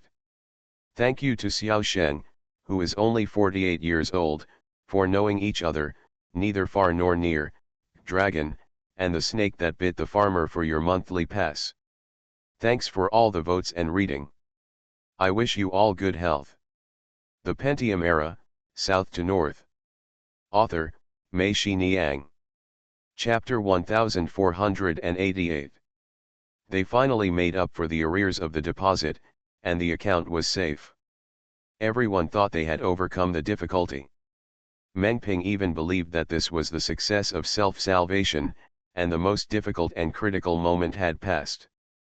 But soon, they felt something was wrong, that this was not a way to get through the difficulties, but that they had just bought themselves a pass to the intensive care unit. Their state is very much like that of an emergency patient. They are put on a ventilator, intubated, and lying there with their eyes still open, but they can no longer do anything. On October 17, as soon as the market opened, PTA rose by 1.96%, and their margin account miraculously reached over 80 million. In other words, in fact, they did not replenish the more than 50 million earlier. Go in, and now their account has also turned from negative to positive. PTA once rose to 5,960 points, an increase of 2.3%, and their margin account also exceeded 100 million. In the office, everyone felt relieved and breathed a sigh of relief. Molly also called out, "God bless you." Everyone laughed and felt that they were really favored by God today. God, Allah, Bodhisattva, and all the gods are all blessed today. They are all on their own side.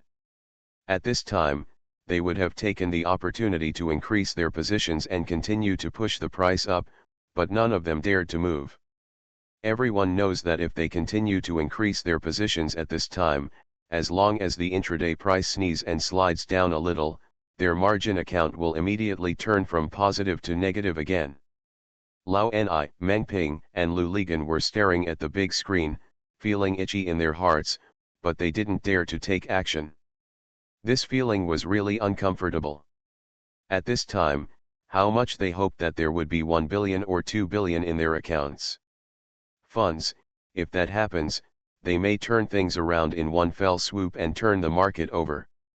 Unfortunately not, Lu Ligan and Meng Ping, after looking at it for the past 2 days, also saw a little bit of knowledge. The two stood there, tut-tutaying and tutaying with regret. Chen Yakin looked at them, pursed her lips, and smiled. But after 10 o'clock, the situation suddenly changed, and God and Bodhisattva seemed to have left work together and were too lazy to care for them anymore. The intraday price of PTA began to turn downward. They found that not only when the price went up, they could do nothing, but when the price went down, they dared not move. Everyone in the room became bystanders. Apart from staring at the disk and letting it change freely, everything else has nothing to do with them. As the market turned from red to green, the price was falling step by step, and their margin account was shrinking rapidly. By the time trading stopped at noon, it was already minus 325 yuan. Fortunately, Mr. Qin and his 40 million had arrived. Lao Ni quickly added it. At this time, both Meng Ping and Lu Ligan felt the seriousness of the situation. They felt that things had begun to move in the opposite direction to what they hoped.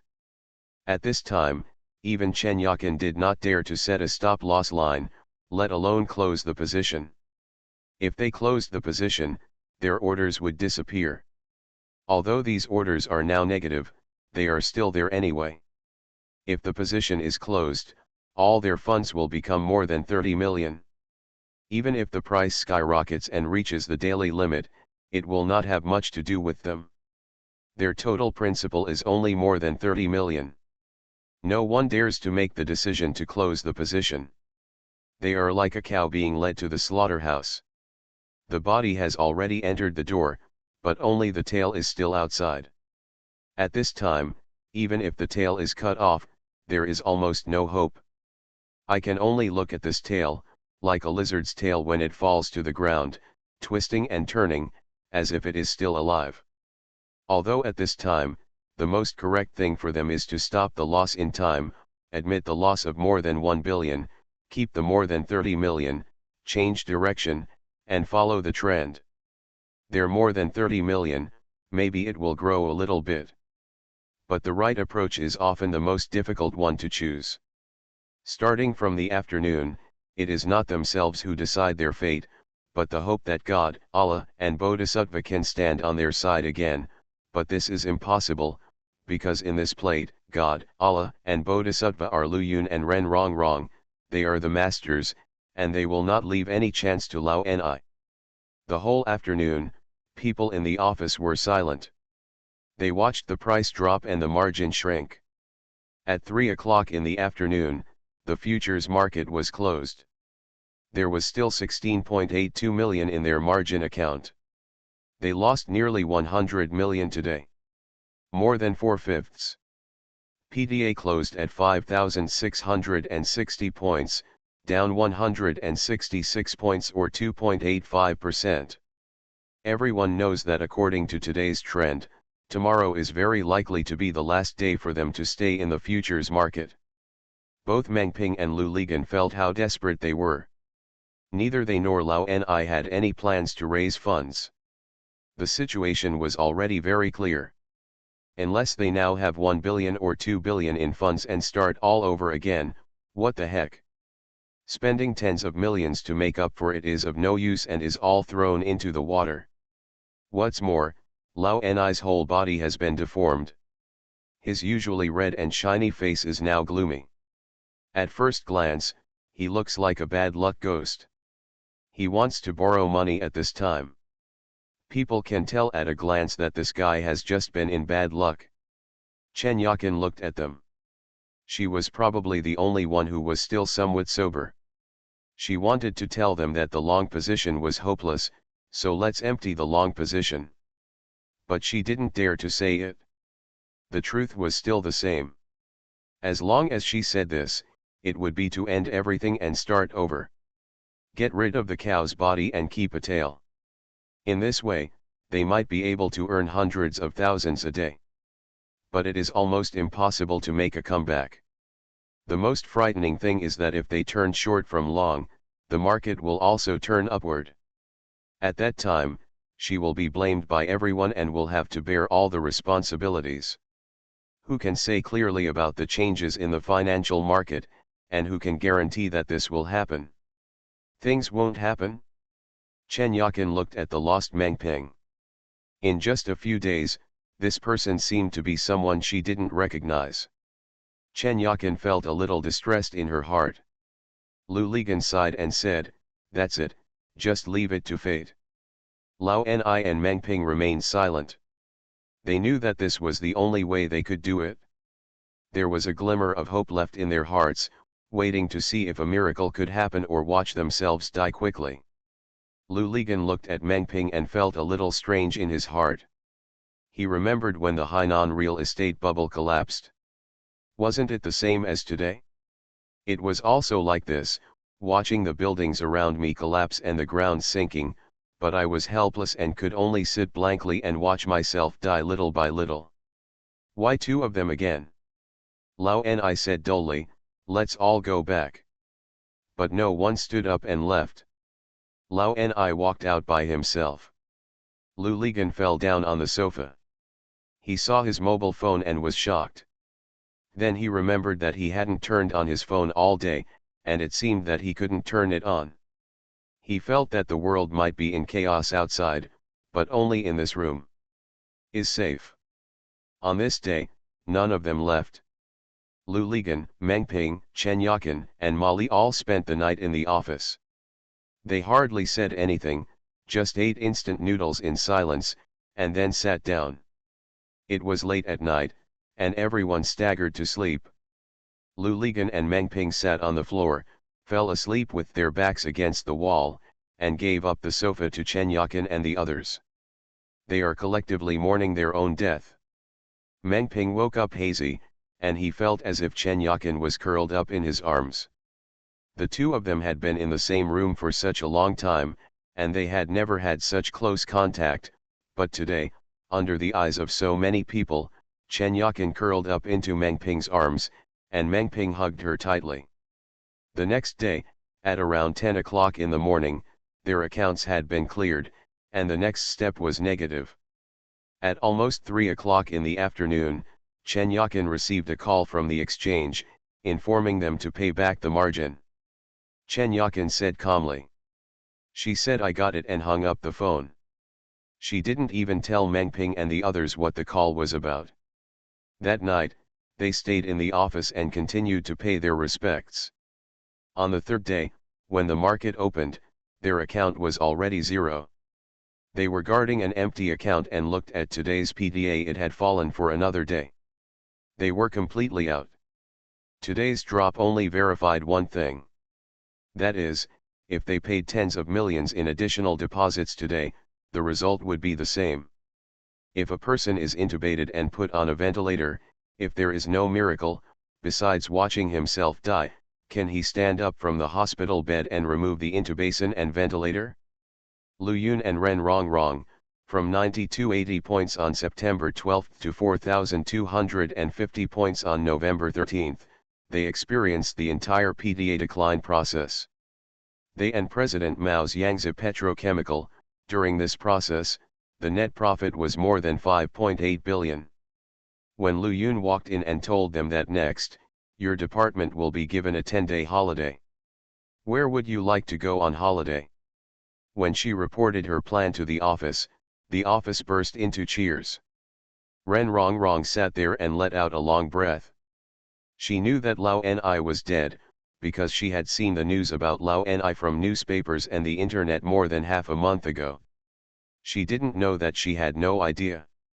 I have laughed happily so many times. What Ren Rongrong was hesitating in her heart was whether she should tell Lu Yun that the people they killed along with Lao Ni were Meng Ping and Lu Ligan. You may know these two people, Mr. Lu, because Ren Rongrong, when researching their information, I found that they were also in Hainan for a period of time, which overlapped with Lu Yun's experience in Haikan. Ren Rongrong thought for a while and finally decided not to tell her. Let the past be the past with Lao Ni. Ren Rongrong was wondering if it was time to go back to Hangzhou and take a look at his house. By the way, he should also take a look at Chen Yakin across the street. If she didn't have a job, he might even consider bringing her to Shanghai. As far as the two of them are concerned, Ren Rongrong feels that their relationship is still good. Thank you, Taizongshang 1. I don't know if anyone asks me. Two fishes go up and down, and I reward you at 3 o'clock in the middle of the night. Thank you for your monthly votes from Running with a Smile. Why, green bamboo shoots in the mountains, book friends 2019010420175831. Why can't I change my name, Peter, Tianying 1978, Daos Hung 123, Daudu, Gongzimianzi, and Humorous Tribe. Thanks for all the votes and reading. I wish you all good health. The Pentium Era, South to North. Author, Mei Shi Niang. Chapter 1489. For several days, Zhang Chen couldn't contact Lu Ligan and Meng Ping. Qian Fang and Li Yang came to Hang Cheng. No one had any news about them. Tan Shahen also came over. They investigated carefully. It's impossible to imagine that Lu Ligan and Meng Ping would be doing something they didn't know about in Hangzhou. After dinner, Qian Fang and Li Yang went back to Nanjing. Zhang Chen returned to the office, closed the door, put his mobile phone on the desk, and kept dialing. The two people could not get through. The scene reminded Zhang Chen of when the Hainan real estate bubble burst. He was the same way. He kept calling Lu Ligan and Meng Ping, but to no avail.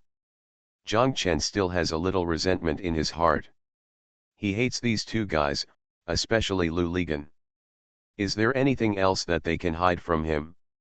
Is there anything that he can't tell him? The last time Zhang Chen saw Lu Ligan was when he came to get 5 million. At that time, Zhang Chen felt that something had happened to them. He took the 5 million just to put out the fire. This guy actually in front of himself, he pretended that nothing happened. You bastard, Zhang Chen cursed angrily. Suddenly there was a noise outside. Zhang Chen quickly stood up, walked out, and opened the office door. He saw a lot of people surrounding the dormitory. It seemed that someone wanted to enter Lu Ligan and Xiao Wu's room. Xiao Wu blocked the door, preventing them from entering. Zhang Chen hurried over and saw that there were security guards from his company and 7 or 8 people he didn't know. These people looked like members of society. The leader had a scar on his face and a square face. Like a mahjong tile. Xiao Wu shouted, "If I say you can't come in, you can't come in." The mahjong face said, "Just you? It's a joke. Is there any place in Hangzhou that I can't get into even if I want to?" As he spoke, he insisted on rushing in. Xiao Wu blocked the door. Xiao Wu was a head shorter than mahjong face. Mahjong face slapped Xiao Wu on the shoulder and tried to push him away. Xiao Wu suddenly took action. From bottom to top, he put his right hand on Mahjong Face's neck, hooked his foot, and exerted force on his hand, and Mahjong Face fell to the ground with a bang. Xiao Wu immediately bent down, but without letting go of his hand, he still pinched the other person's neck. The knee of his right leg pressed down on the other person's chest, making the Mahjong Face unable to move. The other people saw it and rushed forward. Xiao Wu saw it from the corner of his eye, raised his left foot, and unexpectedly kicked the guy running in the front in the abdomen. The guy said ouch and went to after falling down. When Xiao Wu raised his foot, his whole weight was on Mahjong Lian, and Mahjong Lian said ouch, feeling that his sternum had been broken. The other people were stunned when they saw Xiao Wu subduing the two people as soon as he took action. After they came to their senses and wanted to move forward, Zhang Chen shouted, "Stop." At the same time, he yelled at a security guard, "Let all your people come up." The security guard quickly took the walkie-talkie to call. After a while, more than 20 security guards who were working and resting in the dormitory, and the security department manager ran upstairs. Seeing so many people coming at once, the security guard did not dare to move. Zhang Chen and Xiao Wu said, "Xiao Wu, let him go." Xiao let go of his Mahjong Face, but still stood at the door of his and Lu Ligan's room. Zhang Chen said to the security manager, "Close the gate below. I didn't explain things clearly today. None of these people are allowed to go out. If anyone breaks in forcefully, Beat me to death. I will be responsible for beating you to death. The security manager said yes. At this time, the security guard who came up again had a stun gun and a rubber baton in his hand. The two sides were in a stalemate for more than 10 minutes. The 7 or 8 people gathered around the mahjong face. Xiao Wu and the security guards from the dynamic zone also gathered around. The door to Lu Ligan and Xiao Wu's room had been closed by Su Kioxin.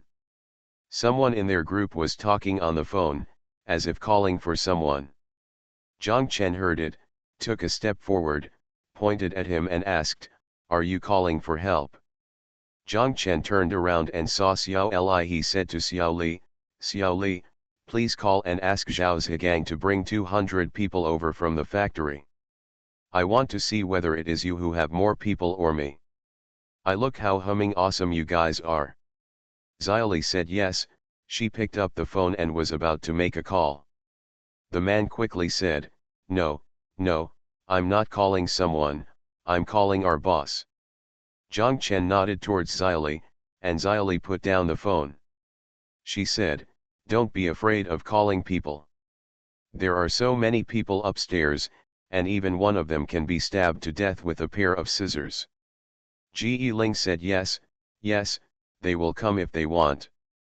Xiao Sheng shouted, "Okay, you are great, you are all female generals of the Yang family." Everyone laughed. Mahjong's face was ugly and hard to get angry. This guy who was used to being arrogant didn't take Xiao Wu seriously at all. Unexpectedly, Xiao Wu knocked him to the ground as soon as he made a move. Two of them were fighting, and the one who was thrown to the ground lost his power in an instant. He glanced at Xiao Wu secretly, not knowing what kind of method this guy was in.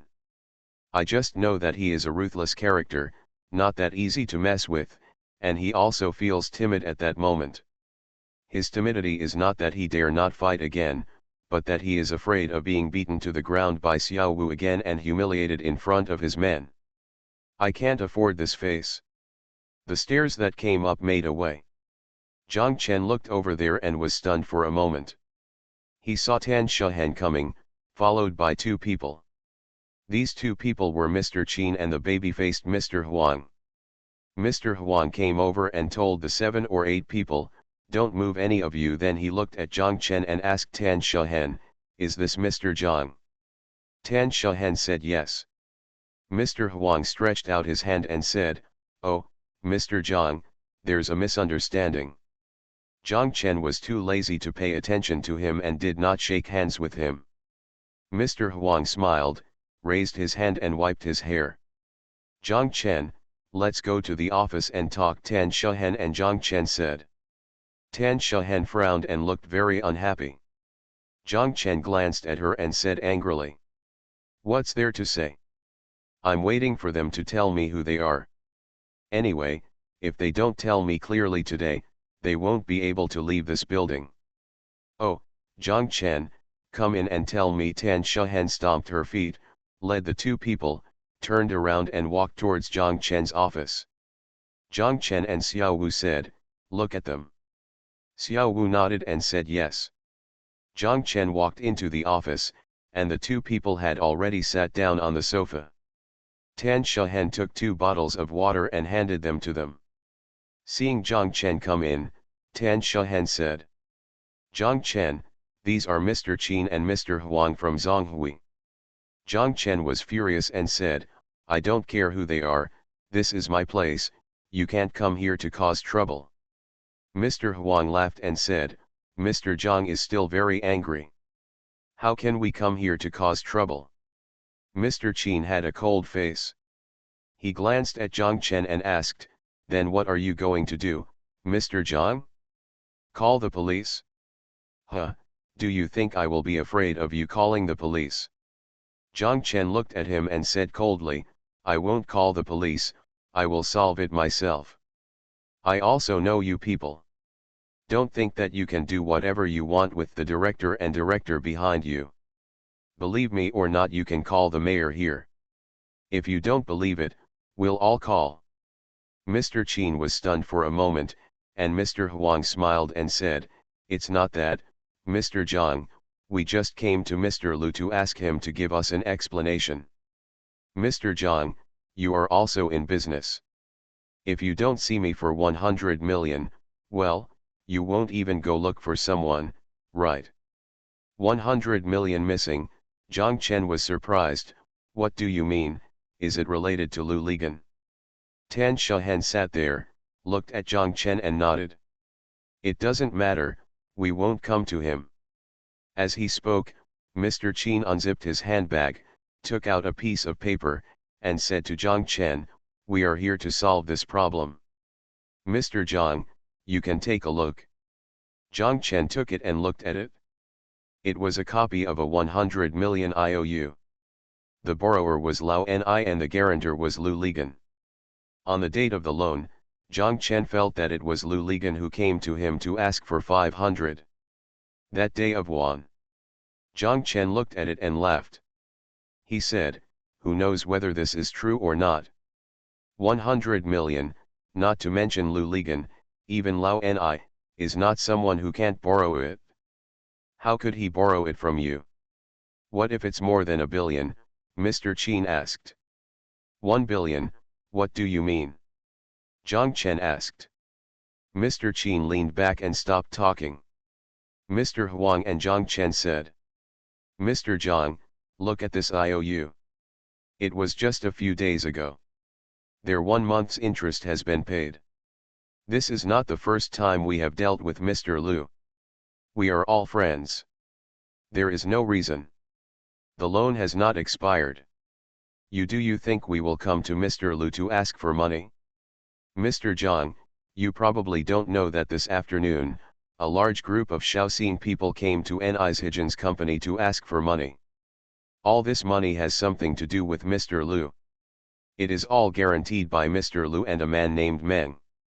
The total amount is more than 1.5 billion. Among the three of them, none of them can be found. I estimate that tomorrow these people we will find Mr. Tan. We also came here after knowing the news. We want to find Mr. Lu and ask for details. It was also our people who were reckless and did not come to Mr. Zhang first to explain the matter clearly. Mr. Zhang, I want to say sorry to you first, but we are indeed not looking for trouble. As Mr. Huang spoke, he extended his hand to Zhang Chen again. When Zhang Chen heard what he said and his sincere attitude, Zhang Chen felt relieved. He stretched out his hand, shook his hand and said, no matter what happens, just let everyone talk about it. Mr. Huang said, okay, let me handle this matter next. I will contact Mr. Tan and Mr. Zhang directly, okay. We also want to solve problems. Zhang Chen said yes, we can't contact Lu Ligan now, and we don't know what is going on. When we get in touch and understand it clearly, we will solve this problem, as long as the loan and guarantee are real. Okay, I feel relieved. After Mr. Zhang said this, Mr. Huang smiled and said, Mr. Zhang, we have actually met each other a long time ago. We have met before, where? Zhang Chen asked. Mr. Huang smiled, I'm not afraid of your jokes. I also learned to paint when I was a child. Now my favorite place to go is your lakeside oil painting gallery. Whenever I have time, I will go there and stay for a few hours. In the painting sister that you see at the entrance of your oil painting studio, the back figure in the painting is Mr. Zhang, right? Zhang Chen nodded, and Mr. Huang said, so, is it an exaggeration to say that we have met before? Everyone laughed. Mr. Chen said, Mr. Tan, I think I need to remind you that if these Shaoxing people can't find anyone named Ni, they will definitely come to your company tomorrow. You must also learn to protect yourselves. They are not so easy to talk to of. Thank you. And Hao, Yuengzi, Feng Zhong Fanjing, Taizong Shang 1, Breeze 365, Major 7, Book Friends 201707241126511879 for your monthly votes. Thanks for all the votes and reading. Happy Sunday to everyone. You are listening to Novels at Bless Up channel. Wish you happiness and luck. Please subscribe to receive new novels. How do you feel about this novel? Please like and leave a comment. The Pentium Era, South to North. Author, Mei-Shi Niang. Chapter 1490. Mr. Qin and Mr. Huang left with their people.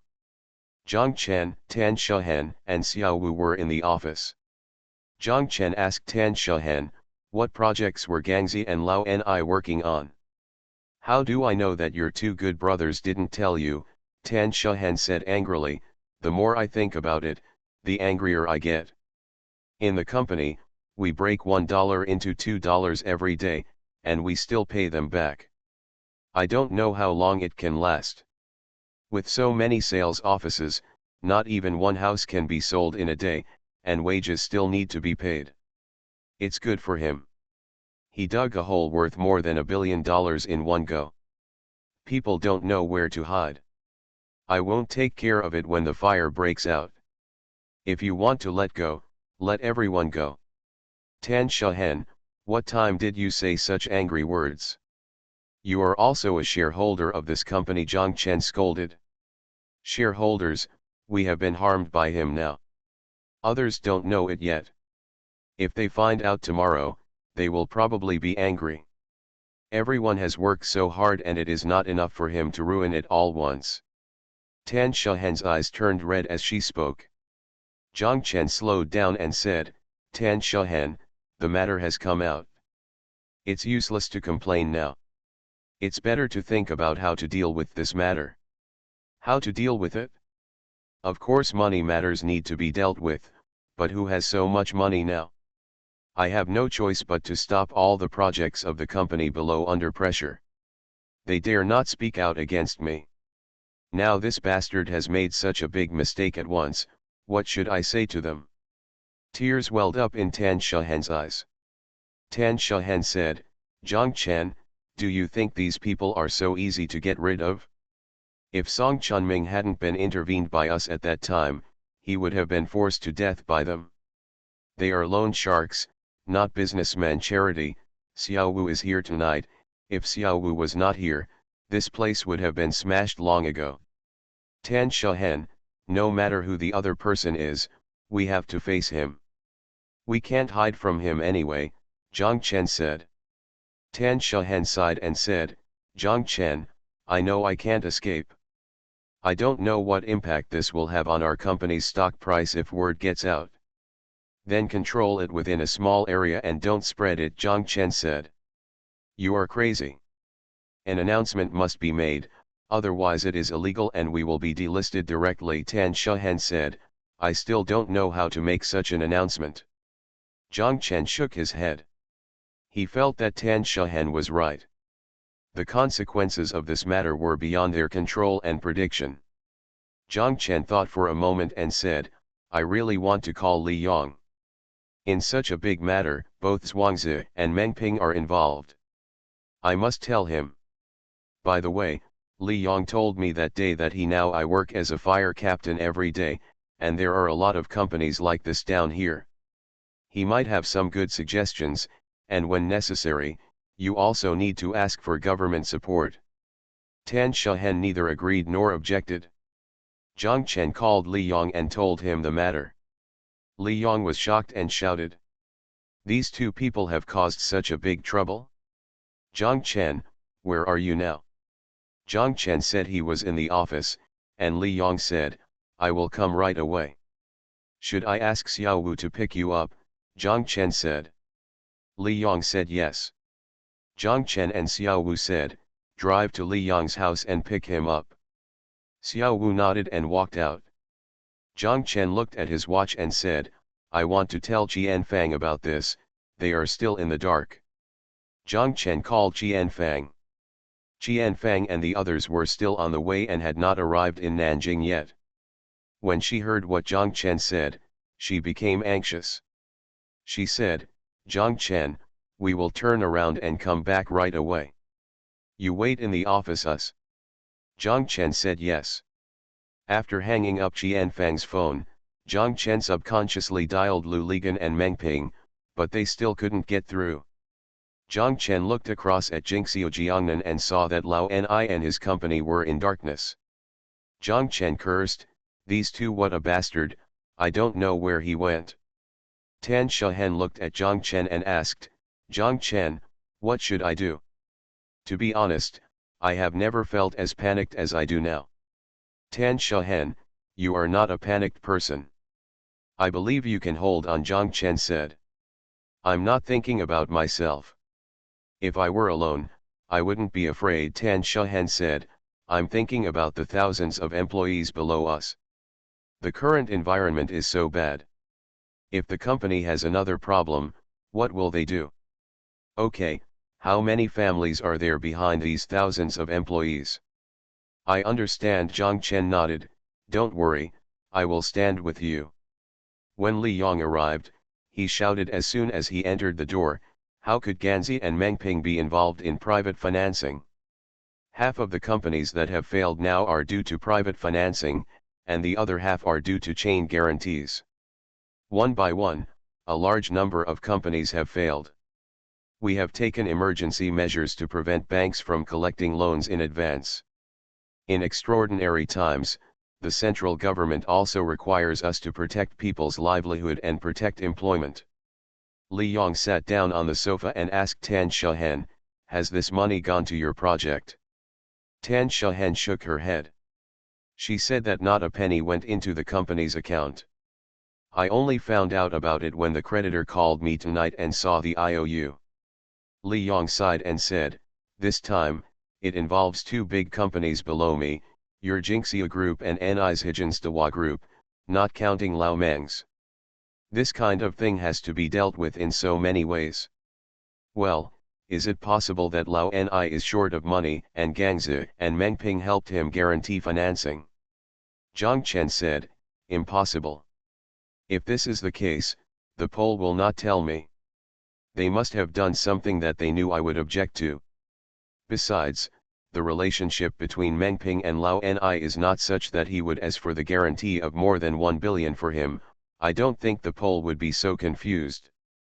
They must have used this money together." "I think so too," Tan Shahen said. "Moreover, they dared to borrow even 10 cents of interest, which shows how hungry they are.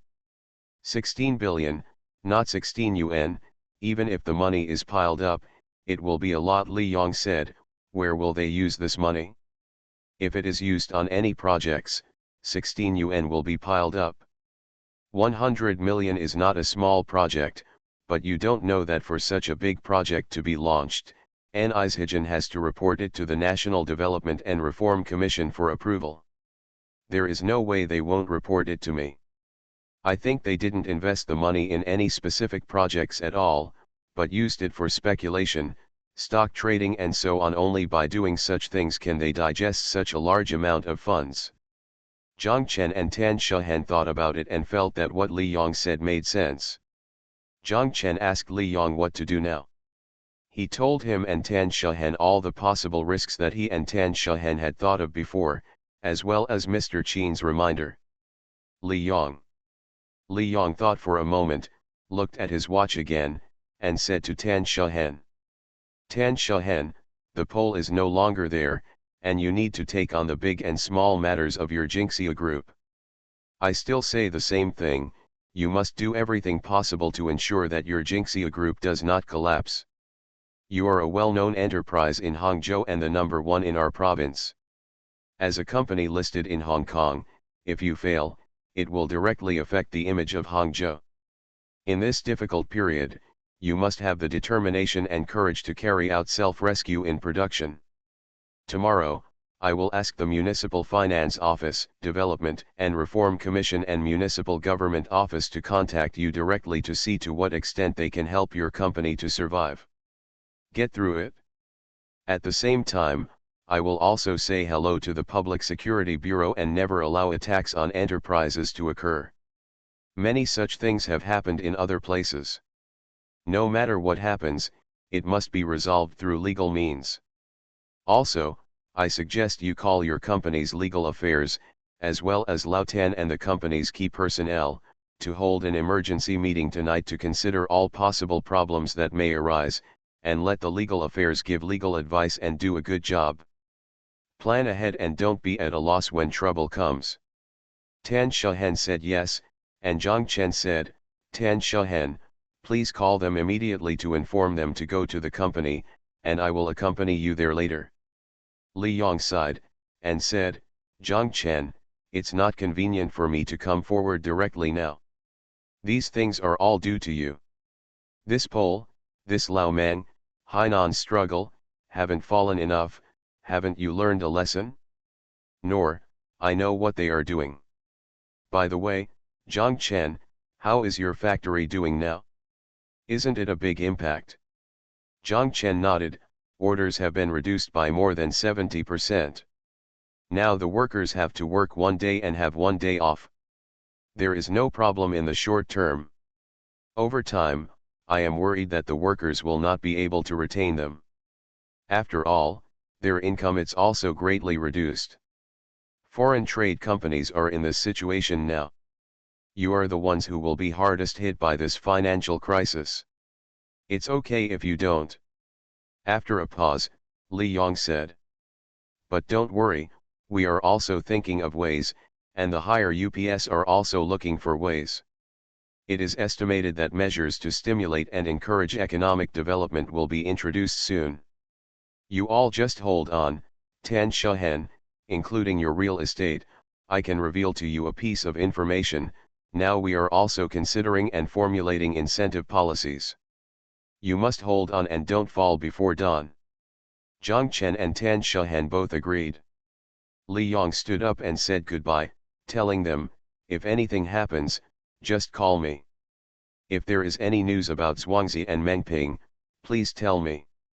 If this Zanzi comes back, tell me Zhang Chen, and I will definitely come and scold him. Pause. Zhang Chen said yes. Zhang Chen called Xiao Wu and asked him to send Li Yong back.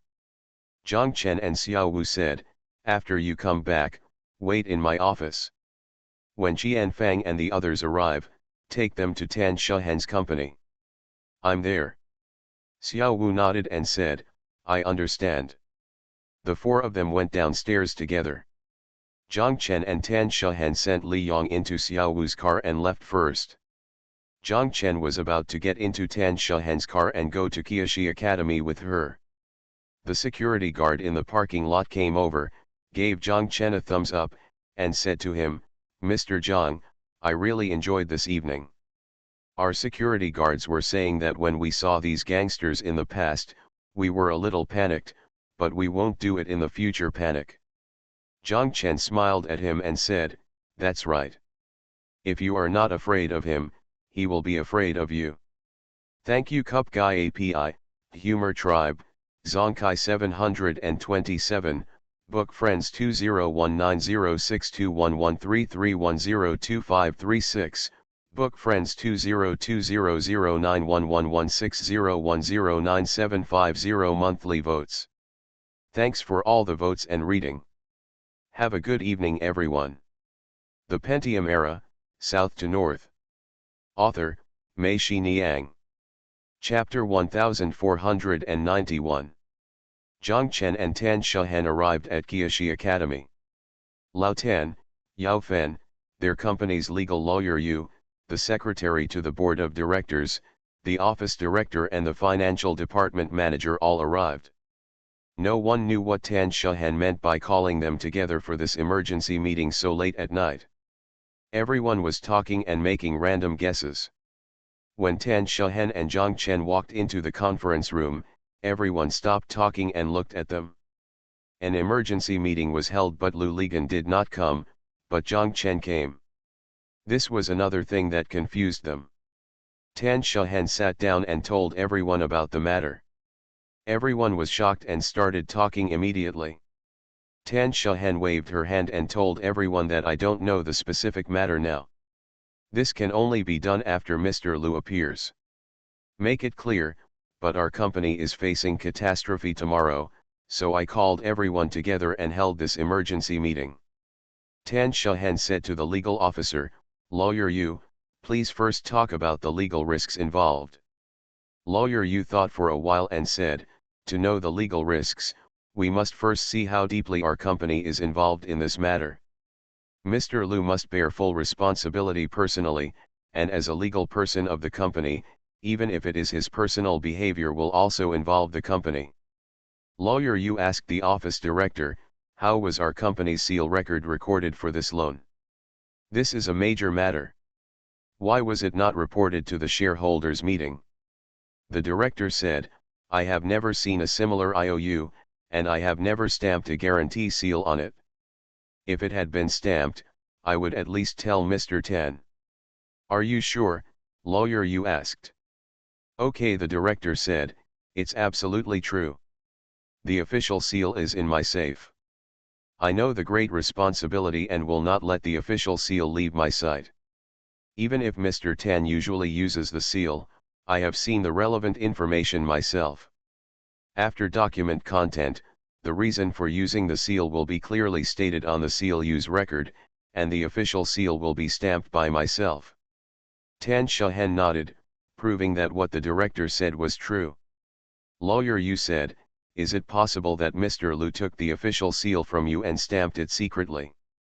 It's impossible. Mr. Liu never asked me for the official seal, so how could he steal it, said the director. Lawyer Yu asked Secretary Dong, do you know about this? The Secretary General shook his head and said, I just found out about it together with you. Lawyer Yu breathed a sigh of relief and said, in this way, we can be sure that the loan contract cannot be the official seal of our splendid China Holdings Group Co., Limited, and even if it is a forgery. I remembered Yao Fen said, the official seal of Zhejiang Jingxiu is in Mr. Liu's place. Could it be that the official seal of Mr. Liu on that IOU is the official seal of Zhejiang Jingxiu? After Yao Fen said this, everyone thought it was possible that Liu Ligan could take Zhejiang Jingxiu's official seal without going through other people. As for those creditors, they probably don't understand at all that Zhejiang Jingxiu and Jingxiu China Holdings Group Co., Limited listed in Hong Kong are completely two companies. They probably think that this Jingxiu is the other Jingxiu, and the other one is everywhere. I have a project with Jingxiu company that sells houses. Does this mean that our listed company can get away from this matter? Tan Shahen asked urgently. Splendid China Holdings Group Co., Limited itself may have no responsibility in this incident, and there is no shareholder meeting resolution for external guarantees. It can be said that this is Mr. Liu's personal behavior, but Mr. Liu, as the legal person of the company, the single major shareholder and the company as the actual controller, his behavior will definitely have an impact on the company, Lawyer Yu said. What impact will it have? Zhang Chen asked. It's very simple.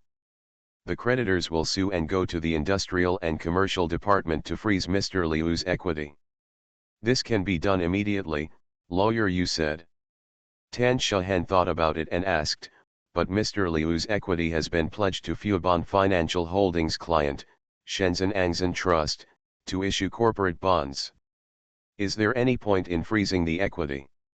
Even if the equity has been pledged, it will not affect the creditors' freezing action.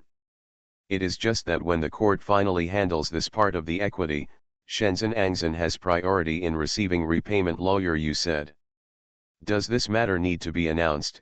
Tan Shahen asked. Lawyer Yu nodded, of course it is necessary. If a major shareholder affects the company's rights and interests, it is definitely necessary to issue a risk warning. However, if our company is still operating normally, the impact on the market may not be that big. It's still doomed. Tan Shahen sighed and patted the conference table gently with her hand. Lawyer Yu frowned. He thought for a moment and said to Tan Shahen, Mr. Tan, there is another very difficult matter. What happened? Tan Shahen asked. It's the corporate bonds you mentioned earlier. According to the agreement, when there are major legal risks in the company's operations, Fubon Financial Holdings has the right to suspend the agreement and require us to redeem the corporate bonds totaling 4.5 billion in advance. If we cannot redeem it early, it will cause a debt default. As Lawyer Yu said, Tan Shahen was shocked. Yes, this is the most fatal thing. If the debt defaults, they will not only have to face the debt collection actions of Fubon Financial Holdings and Shenzhen Angxin, but also face a series of legal actions. At the same time, due to the impact of this major negative news, their company's stocks will immediately turn into junk stocks and plummet. If their company's stocks average less than 0.50 Hong Kong dollars for 30 consecutive days, they will face delisting. The danger, this, is something more terrifying than that 1.6 billion. In the conference room, the air was frozen. Tan Shahen's face was pale, and her right hand nervously clicked on the movable pen in her hand trembling slightly. Zhang Chen, who was sitting next to her, looked at her and patted her gently on the back. Tan Shahen turned her head, looked at Zhang Chen, shook her head, and said with a wry smile, "I can't survive it." "Don't say that, the matter is far from that point," Zhang Chen said. "Lawyer Yu is right, these risks are real, but there is also an advantage for us to know these risks." "What's the benefit?" Tan Shahen asked. "That is, let us know the worst case scenario and how bad it will be. Knowing the worst case scenario, we can work hard in a good direction," Zhang Chen said. Tan Shahen smiled bitterly and said, "Is it still possible to work hard? Fubon Financial Holdings alone can crush us to death. The current environment is so bad, let alone 4.5 billion, even 450 million, we can't come up with it. What do we use to redeem it? If we cannot redeem it, the series of events that follow are simply beyond our control. Even so, we must work hard. Don't forget what Li Yong said before. Everything will be fine. As long as everyone works hard and with the support of the government." Didn't Li Yong also express his position earlier? "Tomorrow there will be reports from various departments, and if you contact them, tell them all your difficulties without reservation, and I think they will help you overcome the difficulties together," Zhang Chen said. Zhen, Zhang Chen is right. As long as we don't reach the final step, we will work hard little by little, Lao Tan said. "Everyone in our company will be united and support you." When Lao Tan was talking, other people in their company kept nodding. The director and Tan Shahen said, "Mr. Tan, you are now the backbone of our company. As long as you have confidence, we will have confidence." Tan Shahen, when did you admit defeat? "Don't forget that you are the protagonist," Zhang Chen said. "We should not expect that everything can be solved at once. Now that we have reached this point, we have to deal with it even if we are struggling. Deal with each matter one by one. When the soldiers come, they will block it, and when the water comes, the earth will cover it up." As Zhang Chen spoke, he patted Tan Shahen's shoulder again, stepped over and started directing for her. He said to Lao Tan, "Brother Tan, the most important thing now is that those people in Shaoxing who didn't find Lao Ni in Jingxiu Jiangnan will definitely find him here tomorrow. If they don't find the Pole here, they may lose control of their emotions and behave excessively. You need to transfer people here tomorrow, and by the way, there is also Hangcheng Center. They will probably go to Hangcheng Center to cause trouble as well. Brother Tan, you must send people to control the situation in these two places. Li Yong will also greet the police. Your people must control the situation, but avoid fierce conflicts with them, and respond promptly to them as soon as possible. Call the police." Lao Tan said, "Yes, I will go to the construction company to recruit people later, and then hold a meeting for them overnight to announce discipline. These 2 days are the most difficult moments. As long as the situation is controlled and no fierce conflicts occur, everyone will sit down and talk. As long as the other party can control their emotions and sit down with us to talk, the problem will be solved. It's a good start, so everyone has to work harder these 2 days." Zhang Chen turned around and asked Tan Shahen, "Tan Shahen, is it okay if I arrange it this way?" Tan Shahen nodded and said, "Thank you, Zhang Chen, I am indeed a little confused, and I shouldn't be." She raised her head and said to everyone, just as Mr. Zhang said, "Put other things aside for now, and let's deal with these 2 days first. Everyone agreed.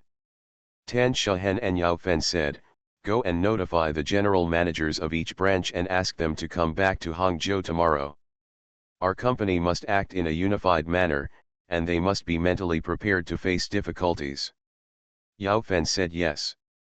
Old Tan stood up and went to the Hangcheng Jingxiu Construction Company in the original Hangcheng Spoke Factory in Gongcheng Kiao to arrange and organize the personnel for tomorrow. Yao Fen went to the office to call and notify the prime ministers of each branch. Tan Shahen and Lawyer Yu, as well as the office director, secretary to the board of directors and financial department manager, lined up the things that needed to be dealt with one by one. They were busy until about 1 o'clock in the morning, when Xiao Wu arrived with Jian Fang, Li Yang, and Su Jiaking. Tan Shahen asked Lawyer Yu and the others to go back first. She and Zhang Chen sat down and talked with Jian Fang in detail about the guarantee by Meng Ping and Lu Ligan. Tan Shahen said that Meng Ping had no guarantee for the 100 million, but according to people who had seen the IOU, he said that Lao Meng must have guaranteed the 1.5 billion. We estimate that they took this money to speculate in stocks. No one knows where the money came from. I guess he has been doing this. This financial crisis has made them like those companies on Wall Street. They all suffered miserably, so in the end, they dared to borrow even a cent of interest, Zhang Chen said. This Lao Meng, I have never heard that he can trade in stocks, Jian Fang said. Tan Shahen said with a bitter face, isn't that the same for Poles? I don't know what possessed the two of them this time. These two gamblers, Li Yang cursed. As he cursed, he thought of the time he took them to Purple Mountain. Jian Fang's face turned pale with anger, and she cursed, Lao Meng, this bastard, tried his best to guard against him, but he still can't guard against him. Zhang Chen, Zhen Zhen, what do you think we should do now? Tan Shahen told them about the risks they would face here and the methods they were prepared to deal with. Tan Shahen said that Lao Meng's company would definitely not be able to escape the things we need to face here. Zhang Chen was right. After these people come here tomorrow, they will definitely go to Nanjing next. Li Yang stood up and went outside to make a call. He called for a long time. After more than half an hour, he came back and said to Tan Shahen, just handle your own affairs here. When you handle it, don't think about your boss. Meng, I will make arrangements for Lao Meng's affairs in Nanjing. You must not take over things that are not yours to take over because you consider Lao Meng. In a word, here you just have to consider your own interests. Over in Nanjing, I will find a way to help Lao Meng save what should be given up and what should be saved, Li Yang said. Tan Shahen and Zhang Chen both agreed. Jian Fang and Li Yang stood up to say goodbye. Zhang Chen said that it was so late, so they should go back tomorrow. Li Yang can't say it. There are a lot of things to be arranged early tomorrow morning. Let's leave now. It will be almost dawn when we arrive in Nanjing. Zhang Chen said yes, then he won't keep you. Zhang Chen looked at Li Yang and felt a little emotional in his heart. This usually procrastinating horse arrived, but when the critical moment came, he really acted vigorously and resolutely. As a result, Zhang Chen felt a little more relaxed. Before leaving, Zhang Chen thought that the mahjong-faced man might come here tomorrow. He told Xiao Wu, come and accompany Tan Shahen tomorrow. Xiao Wu said yes. Thank you, Tin Soldier, for reading the book every day, ranking third from top to bottom, and rewarding 2 fishes at 3 o'clock in the middle of the night. Thank you for your monthly pass for Qianbo, Purple Neck, Salted Fish Sewer, and Viewing Landscapes. Thanks for all the votes and reading. I wish you all good health.